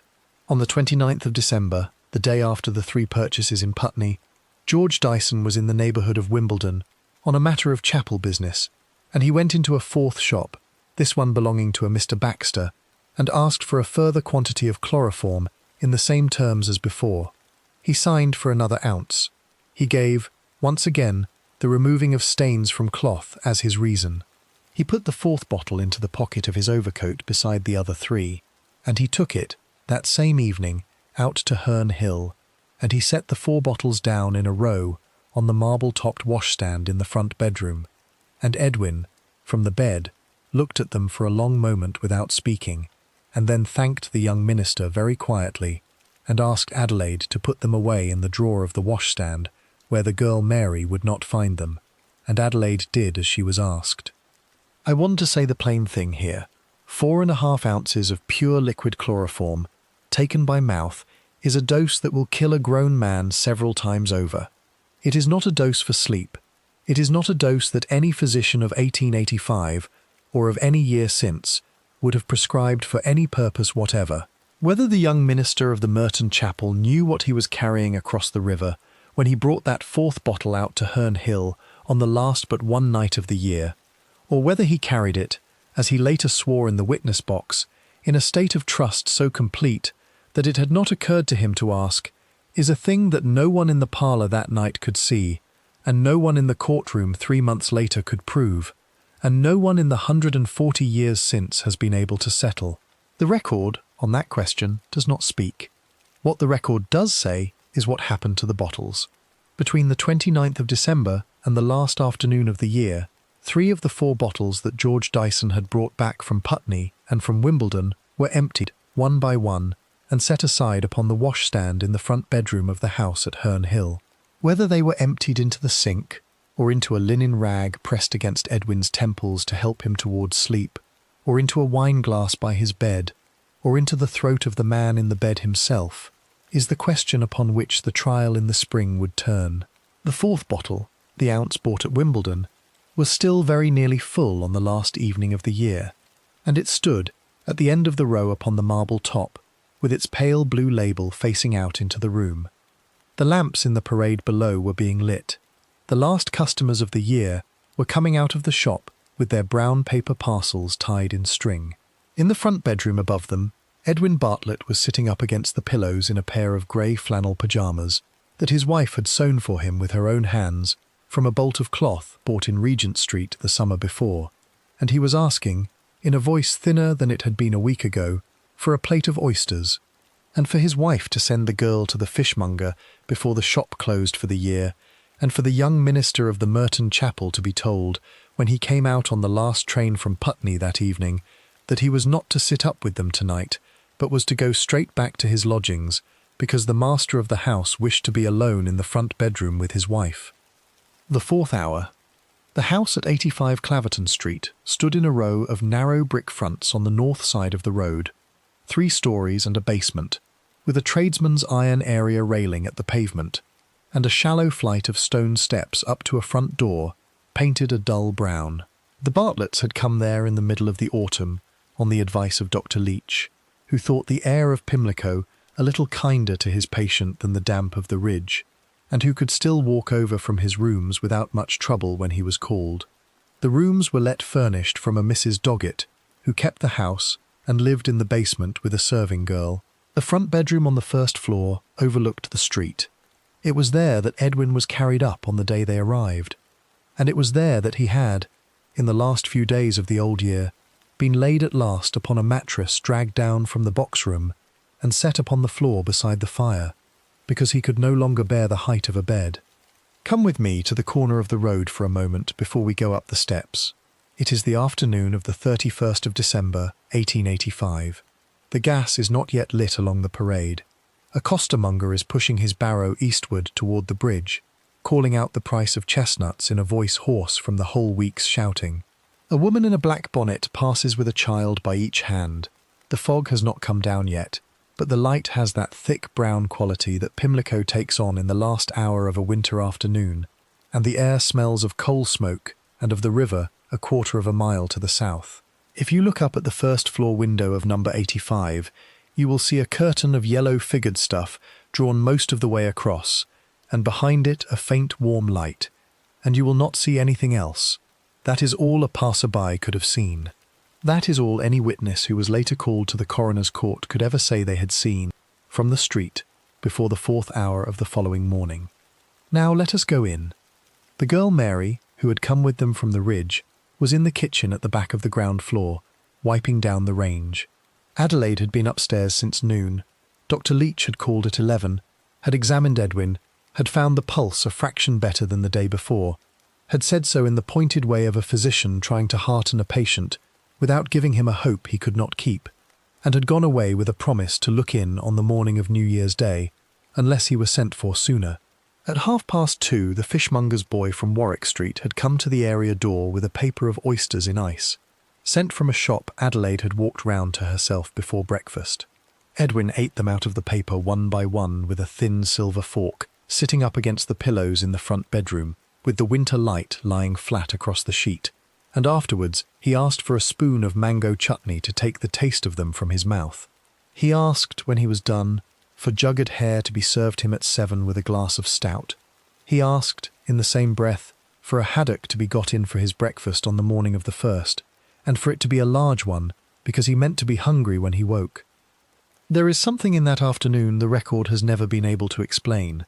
A man who had for weeks past been unable to keep down the thinnest broth was ordering fish suppers and fish breakfasts as though the illness had gone out of him overnight. Dr. Leach noticed it. He wrote in the case-book, in the entry for the 31st, that Mr. Bartlett's spirits were unaccountably raised, that his appetite had returned in a manner not consistent with the illness of the fortnight before, and that he had spoken, that morning, of a plan to travel with his wife in the spring to a hotel at Torquay. Whether Edwin himself believed what he was saying, or whether he was performing, for someone in that room, a version of himself who was going to be well again, is a question that has no answer. 2 persons in the house that afternoon knew what was in the drawer of the marble washstand. One of them was Adelaide. Neither of them wrote down, then or ever, what they said to each other about it. George Dyson came out from Putney a little after 5. He had been asked, by a note that Adelaide had put into the post herself the day before, to look in for an hour before dinner, and no longer, because Edwin was tired and did not want the whole of an evening's company. The young minister climbed the front steps in a coat still damp from a shower that had caught him at the junction, and he was shown up to the first floor by Mary, and he sat with the Bartletts in the front bedroom for the space of about 40 minutes. What was said in that time has come down to us only in his own account, given 3 months later at the Old Bailey, and it is a thin account. I do not know how much of it to trust. He remembered that Edwin was cheerful. He remembered that Adelaide poured out a glass of sherry for him from a decanter on the chest of drawers, and that he drank it standing at the window, looking down into the road where the lamps had just come on. He remembered that Edwin, from the mattress on the floor, spoke of a text he wanted the minister to read at some future service, and that they discussed for a little while a passage in the letters of the Apostle Paul, and that Edwin closed his eyes toward the end of the discussion and seemed to sleep for a few minutes. Adelaide, seeing this, put a finger to her lips and led the minister out onto the landing and told him in a level undertone that her husband had asked to be alone with her that evening and that she thought it best. She thanked him for coming. She let him out through the front door herself. He walked back to the station in a light rain. He caught the 7 o'clock train to Putney. That was the last time, upon this earth, that George Dyson saw Edwin Bartlett alive. Downstairs, at 7, Mary brought up the jugged hare on a tray. Adelaide met her at the bedroom door and took the tray from her and told her she was not to be disturbed for the rest of the evening and that the girl might go to bed as soon as the plates were washed. Mary said afterward that the mistress had seemed quite herself, that her voice had been even, that she had thanked her for her work on the last day of the year, and that she had, at the last, pressed a shilling into her hand as a New Year's gift. Mary went downstairs. She washed the plates. She banked the kitchen fire. She went up to the room at the top of the house where she slept. She was asleep, she said, by 9:30, and she heard nothing more from the front bedroom on the first floor until she was woken by the mistress's voice on the stair a little before dawn. Between about 8 o'clock in the evening of the 31st and the 4th hour of the morning of the 1st, there was in the front bedroom of 85 Claverton Street only Adelaide Bartlett and the man she had married. Whatever passed there is beyond the reach of history. She was to give, in the days that followed and again from the witness box in the spring, an account of the hours. She said that Edwin had eaten his supper. She said that he had drunk a little of the stout and had put the rest aside. She said that he had asked her, some time before 10, to lie down beside him on the mattress on the floor, and that she had done so, in her clothes, with a shawl about her shoulders. She said that he had, in the middle of the night, woken and asked her whether she was still there. She said that she had reached down and taken hold of one of his feet with her hand, so that he should know she was near, and that she had fallen asleep so, and that she did not wake again until the early hours of the morning, when the coldness of the foot in her hand and the stillness of the breath in the room told her, before her eyes had opened, that the thing she had been waiting on for weeks had come at last. She rose. She lit the candle on the washstand. She looked at her husband's face. On an octagonal table beside the mattress, within reach of the hand that lay open on the counterpane, stood a tumbler of thick glass, empty, with a faint film of something on the inside of the bowl, and a smell coming off it that was not the smell of the stout, and not the smell of the sherry. It was the smell that had come off the pale blue bottles in the drawer of the washstand, 3 of them empty now, set in a row where the girl Mary would not think to look. Adelaide did not touch the tumbler. She did not, so far as any witness later swore, touch anything in the room in the minutes after she rose from the mattress. She smoothed her skirt. She crossed to the door. She opened it. She went out onto the landing and stood at the top of the stair and called down, in a voice as even as still water, for the landlady, and asked her, in a level undertone, to fetch a doctor.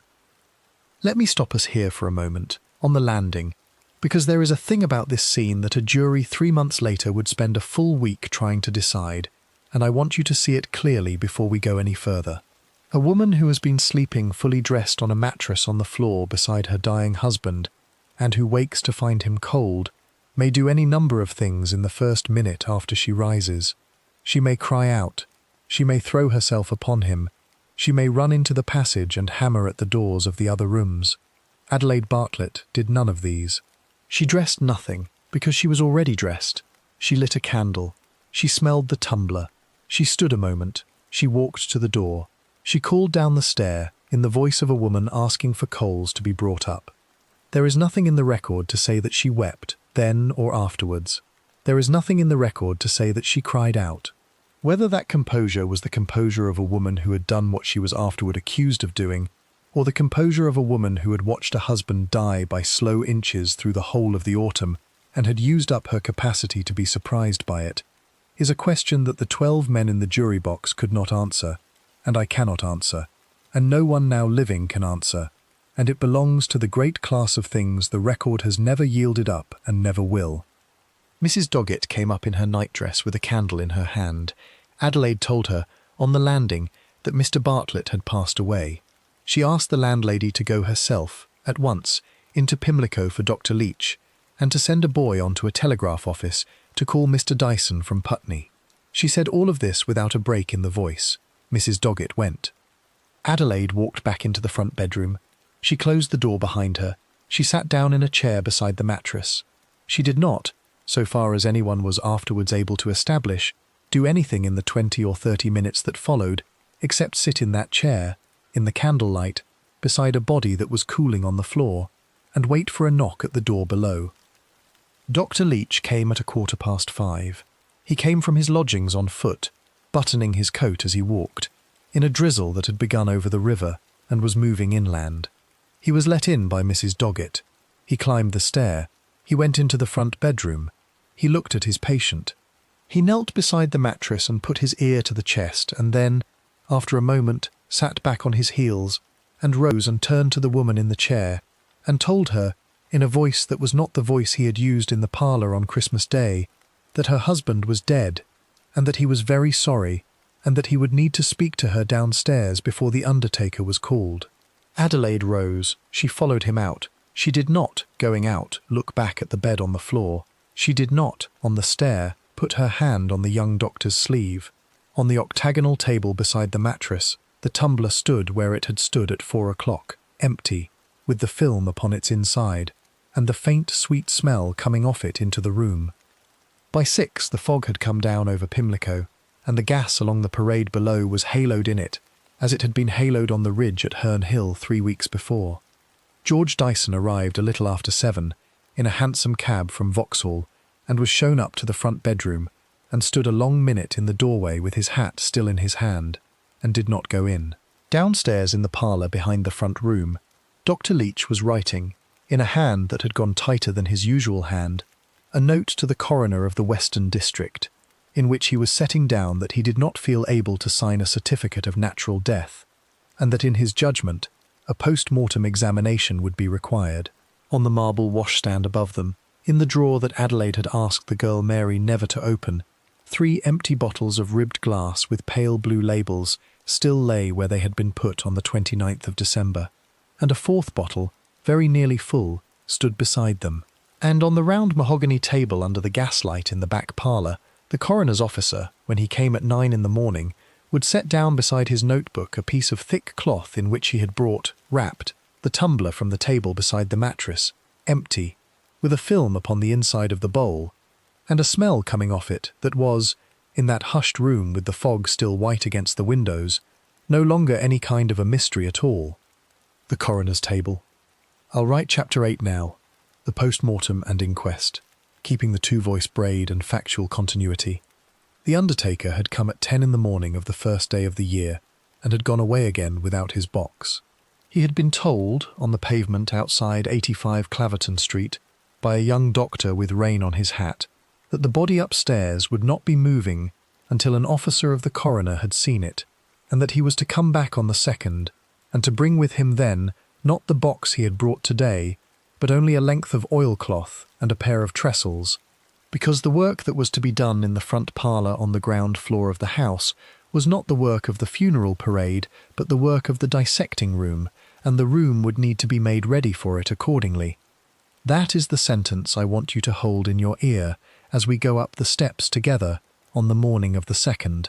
The front parlour of a lodging-house in Pimlico, its wallpaper of dark green fern pattern, its horsehair sofa pushed back against the wainscot, its round mahogany table dragged out into the middle of the floor and laid over with a sheet of oilcloth pinned at the corners, its gas jet turned up as high as it would go against the winter afternoon, and upon that table the body of Edwin Bartlett, grocer of Herne Hill, aged 30 and some months, who 2 days before had been sitting up against a pillow, eating oysters from a paper. History is not always dignified about the rooms it uses. Very often it uses the room to hand. The 2 men who came to do the work were Dr. Thomas Bond, of the police division, and Dr. Alfred Leach, who had attended the patient in life, and could not now be spared from attending him in death. Bond was a surgeon at the Westminster Hospital, a man in his middle 40s with a heavy dark beard and the plain manner of a person who had seen more of the inside of the human body than most physicians in London, and who had learned, in a career of coroner's cases, to expect at any post-mortem table the one finding he had not gone in looking for. He arrived at Claverton Street a little after 1 in the afternoon, with a leather case in his hand and a canvas apron rolled up under his arm, and he asked the landlady for a jug of hot water and a length of clean toweling, and he set to work. "I am going to be careful, here, about what I put before you. This is a sleep narration, and you have not come to it for the anatomy theatre." The record of what Bond and Leach did in the front parlour that afternoon is set down in the case papers of the Central Criminal Court in a hand that is very steady and very exact, because the two men understood that every organ they lifted from that body and set upon the oilcloth beside it would in 3 months' time be spoken of in a courtroom by their own mouths on oath, and would be spoken of again by other men in white cravats who had not been in the room and would not agree with them. So they went about it in order. The chest was opened, the heart was inspected and weighed, the lungs were inspected and weighed. Bond wrote down what he had seen in each, and Leach copied the figures into a book of his own. Nothing there was out of the ordinary for a man of 30. There was no disease of the heart, there was no disease of the lung. Whatever had killed the master of the house had not killed him by any illness that had ripened inside him in the autumn. Come with me a moment out of that room. It is important that you understand what Bond was looking for and what he was not finding, because the whole of the case that would later be tried at the Old Bailey turned upon a single absence, and you cannot see the absence unless you know what would ordinarily be present. Chloroform, when it is swallowed as a liquid by a person who is awake, is a cruel poison. It is not a sleeping draught. It burns. It scorches the lip and the tongue on the way in. It leaves a reddened, blistered track down the length of the throat and the gullet, a track that any competent surgeon on the day after death can see with the naked eye, without any glass. It corrodes the lining of the stomach where it settles. In the ordinary way, when a coroner's man opens a body that has taken chloroform by mouth, he does not need a laboratory to tell him so. He can see it from the doorway. Bond, at that mahogany table in the front parlour, saw none of it. Not on the lip, not upon the tongue, not down the gullet when he opened it and laid it flat, not upon the roof of the mouth, not on any surface that liquid chloroform, poured or swallowed or forced, must, in the ordinary way, pass across on its way from a tumbler to a stomach. And yet, when he opened the stomach itself, in the last hour of that grey afternoon, he found within it something that took him a full 10 seconds to name aloud, and that Leach, standing at his shoulder, said afterward he had smelled at the far end of the room before he had walked round to see. Perhaps an ounce of clear liquid, lying free in the stomach, still faintly warm in the cavity of the body, and giving off, as Bond leaned his face toward it, the unmistakable sweet reek of chloroform. Now, no one in that parlour on that afternoon had been expecting to find such a thing. A trace, perhaps, a stain upon the lining, a whisper of it in the breath of the corpse, as a physician sometimes catches on the mouth of a patient who has been given the anaesthetic in surgery earlier that day. But not this. Not an ounce of the raw substance lying loose in a stomach whose walls had not been scalded, in a throat that had not been blistered, in a mouth whose tongue was as pink and as smooth as the tongue of a sleeping child. Bond straightened up. He set down his instrument on the oilcloth. He looked at Leach across the table. He said, without any hurry in his voice and without any triumph in it either, that this was not a case he had ever seen the like of before, and that he would want the stomach and its contents put into a stoppered jar and sent to Dr. Stevenson at Guy's before the day was out, because the question of how it had come there was not a question either he or Leach was going to answer in this room this afternoon. Let me stop us here for the length of a breath. I want to say the plain thing, what the record does not say, and has never said in the 140 years since Bond straightened up from the table in the front parlour, is how an ounce of pure chloroform came to be lying loose in the stomach of Edwin Bartlett, without having burned any of the surfaces along the road it took to get there. It is the central mystery of the case. It is what the trial would turn upon. It is what the surgeons in the witness box would fail week after week to explain. It is what a jury of 12 tradesmen at the Old Bailey would ultimately be asked to decide, upon evidence that no member of the medical profession had been able to reconcile with itself. Two doctors gave later, quite different, accounts of what could and could not have been done to a sleeping man with a bottle of chloroform in one hand and a funnel in the other, and both were certain, and both cannot have been right, and the record has not settled between them. I do not know how it was done. I am not sure any historian ever will. The jar went that same night in a hansom cab down to Guy's Hospital, in the keeping of a police constable who had been standing on the pavement since noon in the drizzle. Thomas Stevenson received it at his laboratory a little before 9. Stevenson was, at the beginning of 1886, the leading toxicologist of the kingdom, a professor of medical jurisprudence, a man whose evidence in poison cases had by that year already sent more than one prisoner to the gallows and had spared more than one from that fate. He was 52. He had grey side whiskers and a very still manner. He worked that night until after 2 in the morning, and again through the whole of the following day, and by the evening of the 3rd of January he had established, by a series of tests with silver nitrate and with alkaline potash and with the pungent orange stain of a substance whose name is a small technicality of the chemist's craft, that the liquid in the stomach was chloroform, and that its quantity was between 3/4 of an ounce and an ounce, and that this quantity, taken by any means into the body of a grown man of the size and constitution of Mr. Edwin Bartlett of Claverton Street, was without any doubt at all a sufficient cause of death. That, at least, could be spoken of with certainty. How it had got there could not. The coroner for the Western District of Middlesex was a Mr. John Troutbeck, and he opened his inquest on the 4th of January at the Duke of Cambridge, a public house on Turpentine Lane, a short walk from the house on Claverton Street. Come with me down that lane for a moment, because the setting for the beginning of the case is worth seeing with your own ears.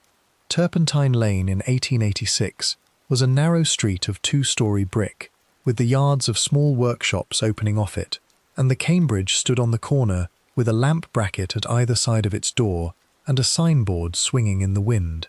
Inquests in London that winter were held wherever a room of the right size could be got, and the upstairs long room of the Cambridge, with its rows of bentwood chairs set out in ranks and its coal fire smoking at one end, was the room that Mr. Troutbeck was given for the case of Edwin Bartlett. The public came in from the street through the tap-room below. They climbed a narrow stair. They sat, in their overcoats, in the rows facing the coroner's table, and they did not take their hats off unless a bailiff went along the row and told them to. The inquest ran for 6 days across the middle of January. Adelaide Bartlett was called on the 2nd day.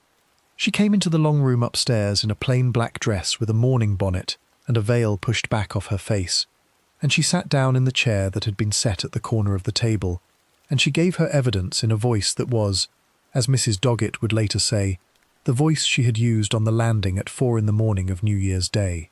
It did not shake, it did not rise, it did not, in the 2 full afternoons that she was in that chair, break. She said that her husband had suffered for months from sleeplessness. She said that he had asked her to hold a rag soaked in chloroform to his face at night, when the pain of his teeth would not let him rest. She said that on the last evening of the old year, she had put the 4th bottle, the one bought at Wimbledon, upon the mantel above his mattress, and that he had said he might use it later, and that she had said very well, and had lain down beside him on the mattress, and had slept.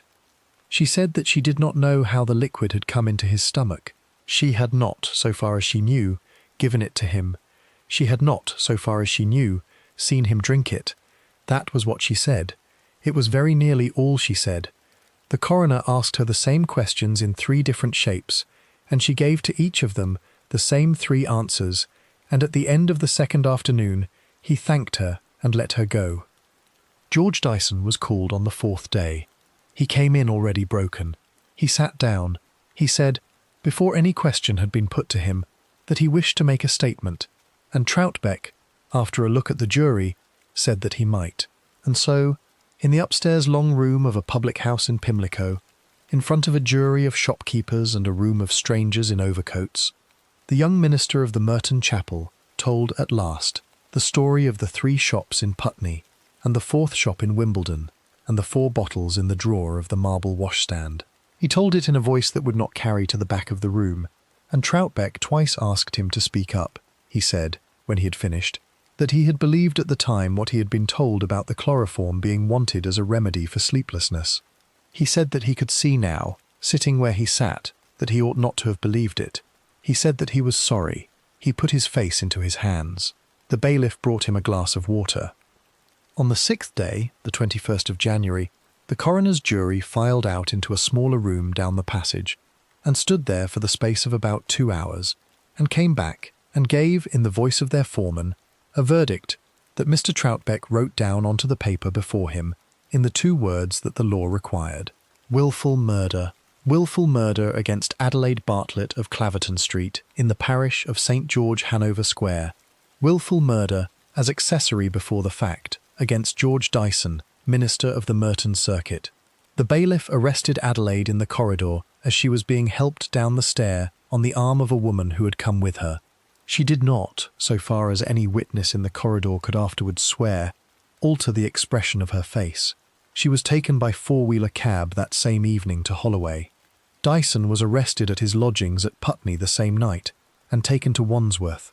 The magistrates in the following weeks committed them both for trial at the Central Criminal Court and set the case down for the sessions of the middle of April. The house at 85 Claverton Street was let, after a decent interval, to a family from Battersea, who moved in with their furniture in the 3rd week of February, and who were told by Mrs. Doggett, when they took the keys, that the front bedroom on the 1st floor had been repapered in the new year, and that the front parlour on the ground floor had been given a new drugget across the boards, and that they were not to concern themselves with anything they might have read in the newspapers about the previous tenants. And on a table in a laboratory at Guy's Hospital, in a stoppered glass jar labelled in Dr. Stevenson's own hand in black upon a white ground, an ounce of clear liquid still sat under lock and key, waiting to be brought across the river, in the middle of April, and set down upon the table of a courtroom in Newgate Street, where a barrister of the Middle Temple, tall and grave and not yet 40, was already sitting at his desk in the Temple with the coroner's depositions open in front of him, and a candle burning at his elbow, reading through, for the 3rd time that evening, the transcript of what a young French woman in a black bonnet had said in the upstairs long room of a public house in Pimlico, and beginning, very carefully, to write down in the margin of the paper the shape of the defence he was going to raise for her. The Old Bailey. The Central Criminal Court stood at the corner of Newgate Street and the Old Bailey, a heavy grey building of dressed stone, its front lifted straight up off the pavement without any garden or forecourt to soften it, and its door reached by a shallow flight of steps that had been worn in the middle by the tread of 100 years of witnesses and prisoners and clerks. On the morning of the 12th of April, 1886, the road in front of that door was full from wall to wall. The crowd had begun to gather in the dark, before 5, when the bakers of Newgate Street were pulling the first loaves out of the ovens, and the drovers were still coming up from Smithfield with the last of the Sunday cattle. By 7 the road was blocked. By 8 a police sergeant on horseback was working his mount up and down the pavement to open a passage for the council who were arriving in their gowns from the Temple. By 9 the constables had linked arms across the front of the steps and were letting the ticket holders in one at a time through a narrow gap, and every window in every house across the way was leaning open with 2 or 3 faces at it, and a boy on the corner of Giltspur Street was selling copies of a broadsheet with a woodcut of a young woman in a black bonnet, at a penny apiece, and running out of them by the quarter hour. Come with me for a moment across that road, before we go inside. I want you to see the crowd, because the crowd is part of the case. It was not the ordinary Old Bailey crowd. It was not, or not chiefly, the poor men and women who came out for a murder trial in the ordinary way, in the hope of a seat in the public gallery and a story for the tap room that night. It was a great many women in bonnets and gloves, come up from the suburbs by omnibus and by cab, standing in the rain in front of Newgate as though they had come up for a matinee at the Lyceum. It was reporters in 3s and 4s from every daily paper in London, and one from the Paris Figaro. It was young men from the Inns of Court, who had walked over from the Temple in their gowns, and were pointing out to one another the seats they meant to take in the well of the court. It was a shape of public feeling that had been building since the inquest in January, and that in the 3 months between the coroner's verdict and the opening of the trial had grown into something the court had not quite reckoned with, because the case was not, in the imagination of the crowd on the pavement that morning, only a case about a bottle of chloroform. It was a case about a young Frenchwoman and a Wesleyan minister and a dying grocer, and about what people in narrow front bedrooms in narrow London houses did to one another when the door was closed, and about a marriage that was said to have been no marriage, and about a great many things that were not going to be spoken of in that courtroom in any words a witness would afterwards be willing to repeat to their wife. The crowd knew all of this. The crowd had been reading about it since Christmas. The crowd was there in Newgate Street on the morning of the 12th of April, because the crowd had already, in its own mind, tried the case, and had come to hear whether the 12 tradesmen in the jury box were going to agree. Inside the court, the bench had been laid with fresh baize the night before. The Lord Chief Justice of England, Baron Coleridge, took his seat on the raised chair behind the desk a little before 10. He was a man of 65, thin and grave, with a long white face and a mild manner that concealed a very cold precision in matters of law.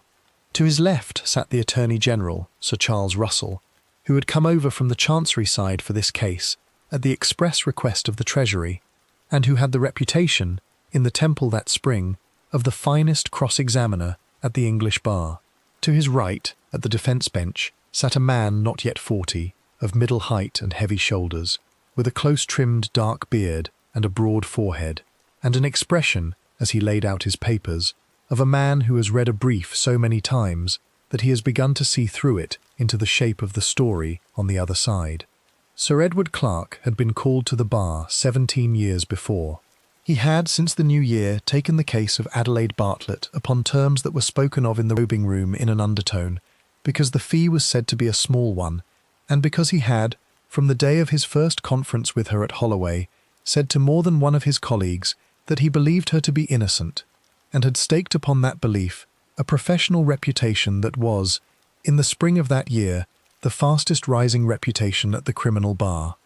The clerk called the case. The dock was on the far side of the court, faced with a low brass rail, and reached from below by a wooden stair that came up out of the cells. Adelaide climbed that stair a little after 10. She was 30 years old. She was in mourning, in a dress of plain black stuff without any trimming, and a bonnet of the same, and she wore no jewellery except a wedding ring. She took her place at the front of the dock. She did not, so far as the reporters in the well of the court could afterwards say, look about her. She looked once at the bench, once at Sir Edward at the defence table, once at nothing at all in the middle distance, and after that she looked down at her folded hands, and she stood so through the reading of the indictment, and she answered, when the clerk asked her how she pleaded, in 2 words, in a voice that reached the front of the reporter's box but not much further, that she was not guilty. She sat. The Attorney General rose, and so, in the middle of a Monday morning in April, the trial of Adelaide Bartlett for the murder of her husband began. I am going to stand us back from the detail of the days that followed, because a full account of the whole week would be the work of a longer telling than this one, and the record of it exists, and any listener who wishes to walk through it hour by hour may find it in the pages of the Times of that week, set down in the small, close type of a case being reported at unusual length. What I want you to hear tonight is the shape of the case, and the 2 turning points inside it, and the argument that Sir Edward Clarke made at the end of the 6th day, because those are the things that decided the verdict. The prosecution's case was straightforward.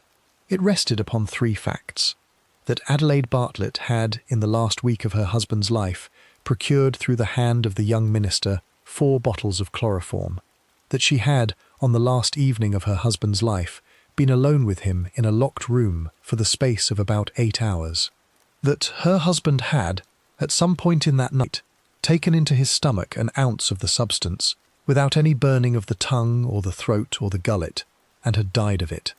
Sir Charles Russell laid this out in the plain sentences of an opening speech that took less than an hour, and he sat down, and the calling of the witnesses began. Mrs. Doggett came first, then the servant Mary, then Dr. Leach, who was in the witness box for most of a full day, and who gave a very careful account of the course of the illness through the autumn, and of the state of the room at 5:30 on the morning of the 1st of January, and of the bottles in the drawer of the marble washstand. Then Dr. Bond, who described what he had seen and had not seen at the post-mortem table on the 2nd, and who said, in answer to a question from the bench, that in 22 years of coroner's work he had never seen liquid chloroform in a human stomach without corresponding damage to the mouth and the throat above it, and that he could not, in his own mind, account for how it had come there. Then Dr. Stevenson from Guy's, who confirmed the quantity and the identity of the substance. And then, on the afternoon of the 4th day, George Dyson. Let me stop us on the threshold of that afternoon for a moment. The young minister had, in the weeks between the coroner's verdict and the opening of the trial, been quietly removed from the indictment. The Crown had considered his position and had decided that his usefulness as a witness for the prosecution was worth more than his conviction as an accessory, and had accordingly offered him what was in effect a bargain. He would not be tried.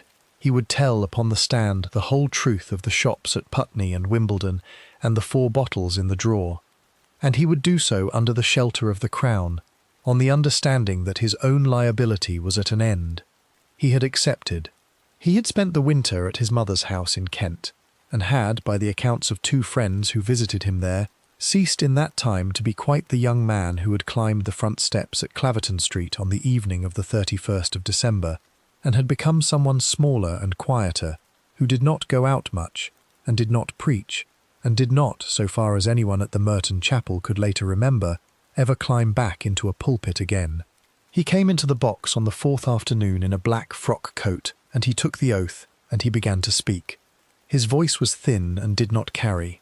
The Attorney-General took him, in the plainest and most methodical order, through every visit to every pharmacist and every conversation about every bottle. Dyson answered each question in a single sentence. When he had finished, Sir Edward Clarke rose to cross-examine him, and did so for only about 15 minutes, because he did not need very much from the minister, and did not wish to appear to be attacking a witness whom the whole court could see was already broken.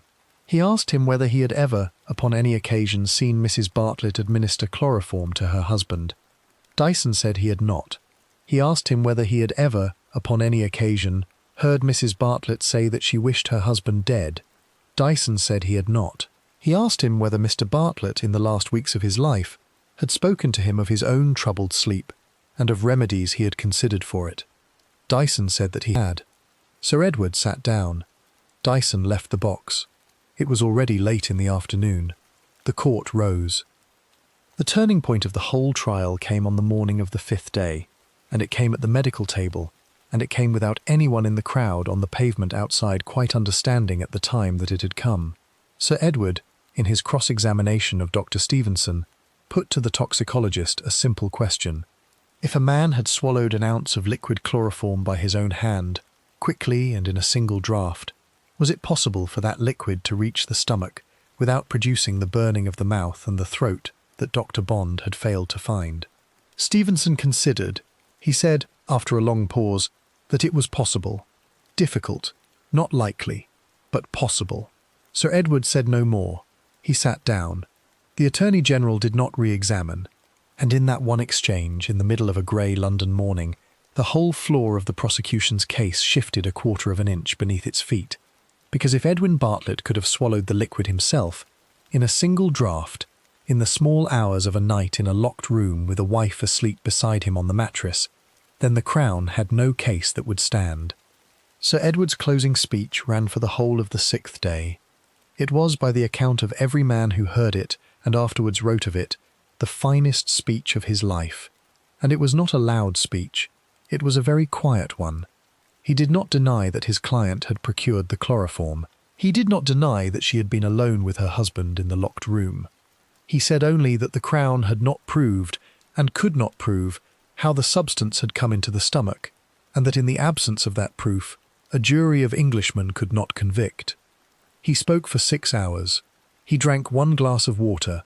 At the end of it, when he sat down, the court was so still that a reporter in the Well later wrote that he had heard, from the passage outside, the sound of a clock striking the hour of 5. The Lord Chief Justice's summing up ran until the middle of the 7th morning. It was fair, and it was long, and it left the question of how the liquid had come into the stomach, exactly where Sir Edward had left it, at the door of a reasonable doubt. At 1:45 in the afternoon of the 17th of April, the jury of 12 tradesmen of the City of London filed out into the small room behind the bench. A hush fell across the court that did not lift for the 2 hours they were gone. Adelaide stood in the dock. She did not, so far as anyone in the reporter's box could afterwards swear, alter the position of her hands. She looked once towards Sir Edward at the defence table. She looked down. The gas jets along the wall of the court were burning against the grey afternoon light, and a fine rain had begun again outside in Newgate Street, and the crowd on the pavement, which had thinned in the night and had swollen again by morning, was pressed once more from wall to wall of the road, waiting for the door at the top of the steps to open and for a man in a black gown to come out onto the landing and tell them, in one word or in two, what 12 strangers in a locked room across the way had decided about a young Frenchwoman they had none of them ever laid eyes on before the 12th of April, and would none of them ever, in the course of their lives thereafter, see again. The verdict and the vanishing. The jury came back at 4 minutes past 4 in the afternoon. That is the time the clerk wrote down in the margin of the paper on his desk, and it is the time the reporters in the well of the court wrote down in their notebooks, and it is the time that the boy who was posted on the pavement outside the door in Newgate Street, with a piece of chalk in his hand, chalked up on the wall of the house opposite, so that the crowd who could not read a newspaper could at least look up at the wall and see the hour. The door at the top of the steps opened. The bailiff came out onto the landing. He held up his hand for silence, and he got it, and he called down into the road, in a voice that carried the length of the pavement, the 2 words that the crowd had come there since dawn to hear. Not guilty. Come with me back inside for a moment, because the pavement is not where the story finished. The pavement is where the noise happened. What happened in the courtroom itself, in the 3 minutes after the foreman of the jury stood up in the box and gave his verdict to the clerk, was something quieter, and I want you to hear it. The foreman was a man named Turner. He was a linen draper of Cheapside, and he had, so the reporters afterwards said, gone very red in the face while he was on his feet, and had held on to the rail of the jury box with both his hands. He said the 2 words that the law required, and then, before the clerk could sit down again, he asked the Lord Chief Justice's leave to add a rider on behalf of the whole jury. The Lord Chief Justice looked at him a long moment, and then nodded. Turner said, in a voice that was not steady, that although the jury had not been able to find the prisoner guilty of the crime with which she was charged, they had grave suspicion that she had been in some way concerned in her husband's death. He sat down. There was a pause of perhaps 2 seconds, and then the room came apart. The people in the public gallery, who were mostly the women in bonnets from the suburbs, rose to their feet as one and began to cheer. They cheered as they might have cheered at the end of a play. The Lord Chief Justice half rose from his chair and called for order, and got none for the space of a full minute. The bailiffs went along the front of the gallery beating on the rail. Down in the well of the court, the Attorney-General was already gathering his papers into his bag, with the plain face of a man who has lost a case he did not enjoy prosecuting. At the defence table, Sir Edward Clarke had put his hand up to his face for a moment and had let it fall. And in the dock, Adelaide Bartlett had, for the first time in the 6 days of the trial, altered the position of her hands. She had raised them a very little way from the rail in front of her, and she had let them fall again onto it, and she had bowed her head. The wardress who was standing behind her in the dock leaned forward and said something very low to her, and Adelaide nodded and turned and went down the wooden stair to the cells below without looking back into the court. She was, by the rule of the court in a case of acquittal, a free woman from the moment the foreman spoke, and she needed only to sign one paper in the office of the governor of the gaol below, and to collect the small canvas bag of her belongings that had been kept for her since the 2nd of January, and to walk out of the door in the yard at the back of the building onto Green Arbour Lane, where a cab was already waiting for her at the curb, because Sir Edward had thought of that in the morning, and had sent a note to the rank at Ludgate Circus before he went into court. The paper took 10 minutes to sign. The bag was very light. She came out of the door in the yard at about 4:45 in the afternoon, in the same black dress and bonnet she had worn every day of the trial, and she walked across the flagstones to the waiting cab on the arm of a woman whose name has not survived in any account I have been able to find, and she got up into the cab, and the door was closed on her, and the driver flicked his whip, and the cab turned right into Old Bailey and left into Fleet Street, and was gone into the 4 o'clock traffic before the crowd on the pavement in front of the main door had understood that she was no longer inside the building at all. That is how she left the Central Criminal Court, without a photograph, without a statement, without so much as a name spoken across the pavement, into a cab in a back lane, and away west down Fleet Street in the rain, and into the rest of a life that no one in London, so far as any historian since has been able to establish, ever again laid eyes upon.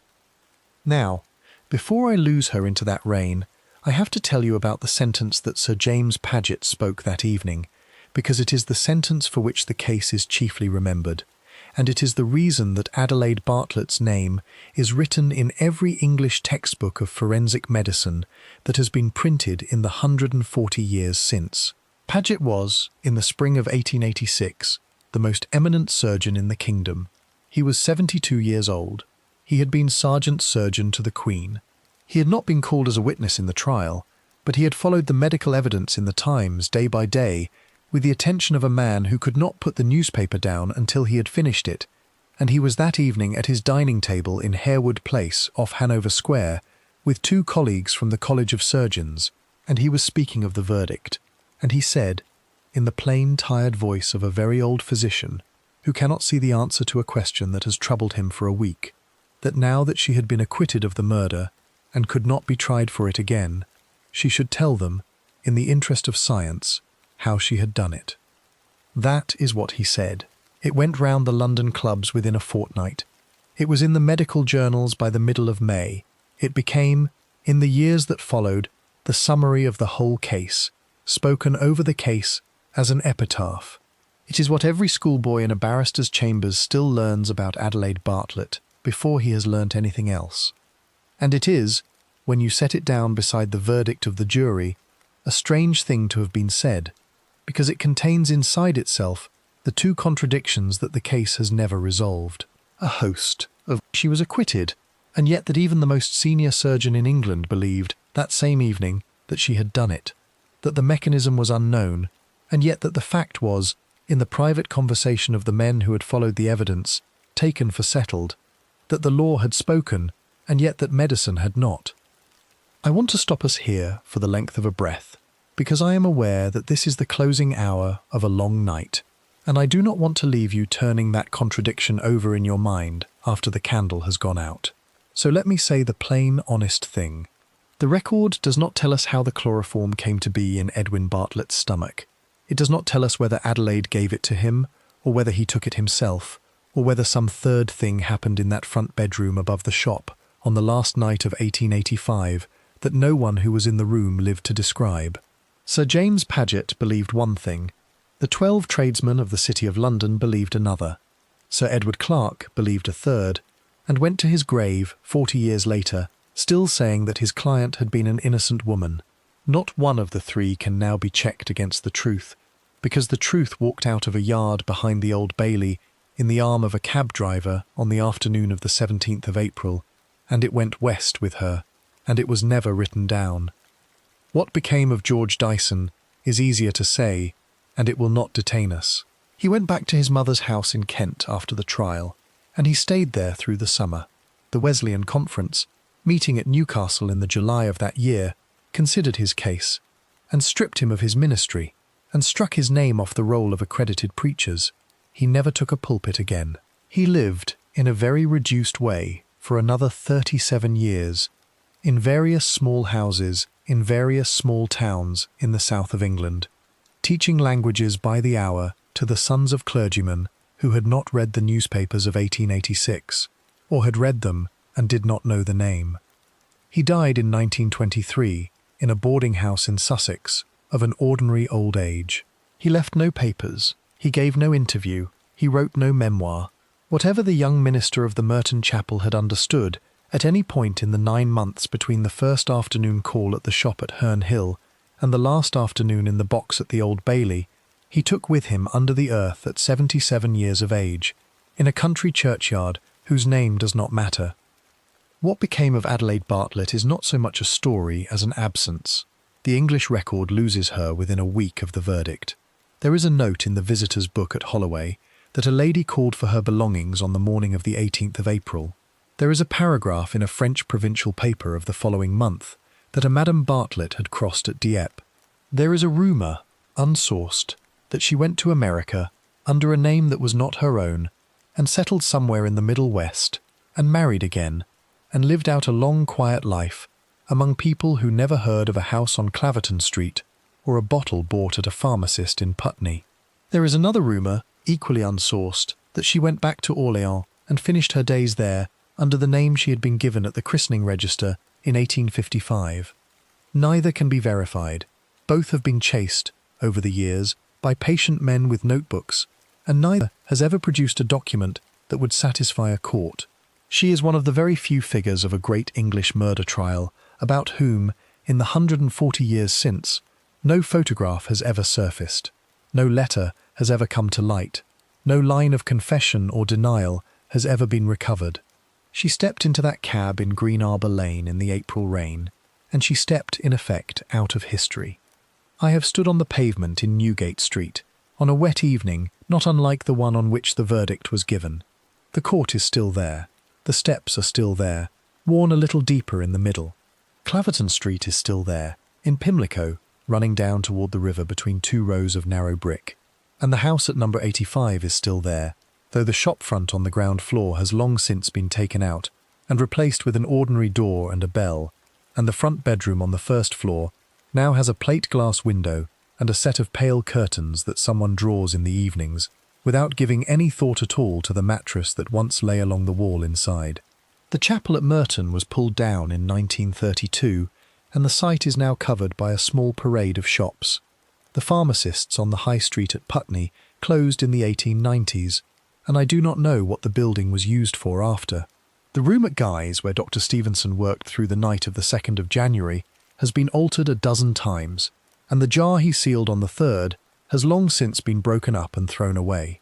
The physical traces are almost all gone. What remains is the paper, the depositions, the trial transcript, the medical journals, the one sentence that Sir James Paget spoke at his dining table in Harewood Place on the evening of the 17th of April, and the silence, on the other side of all of it, where Adelaide Bartlett has been for 140 years, and where she will stay. That is all I can tell you tonight. I have taken you as far as the record will go, and a step or two further, where the record left a gap that a candle could be held into, and I have tried not to invent anything that was not honestly there. The rest belongs to her, and she has kept it. The night outside your window is a little further on now than it was when we began. The fog that pressed against the panes of the front bedroom in Pimlico has thinned, over 140 winters, into an ordinary rain on an ordinary street. Somewhere far off, a clock is striking an hour that no one in the year 1886 will ever hear. The lamp beside your bed has burned low. Let it burn out. The candle in the sick room guttered, the clock on the mantel stopped, and history, once again, turned the page in the dark.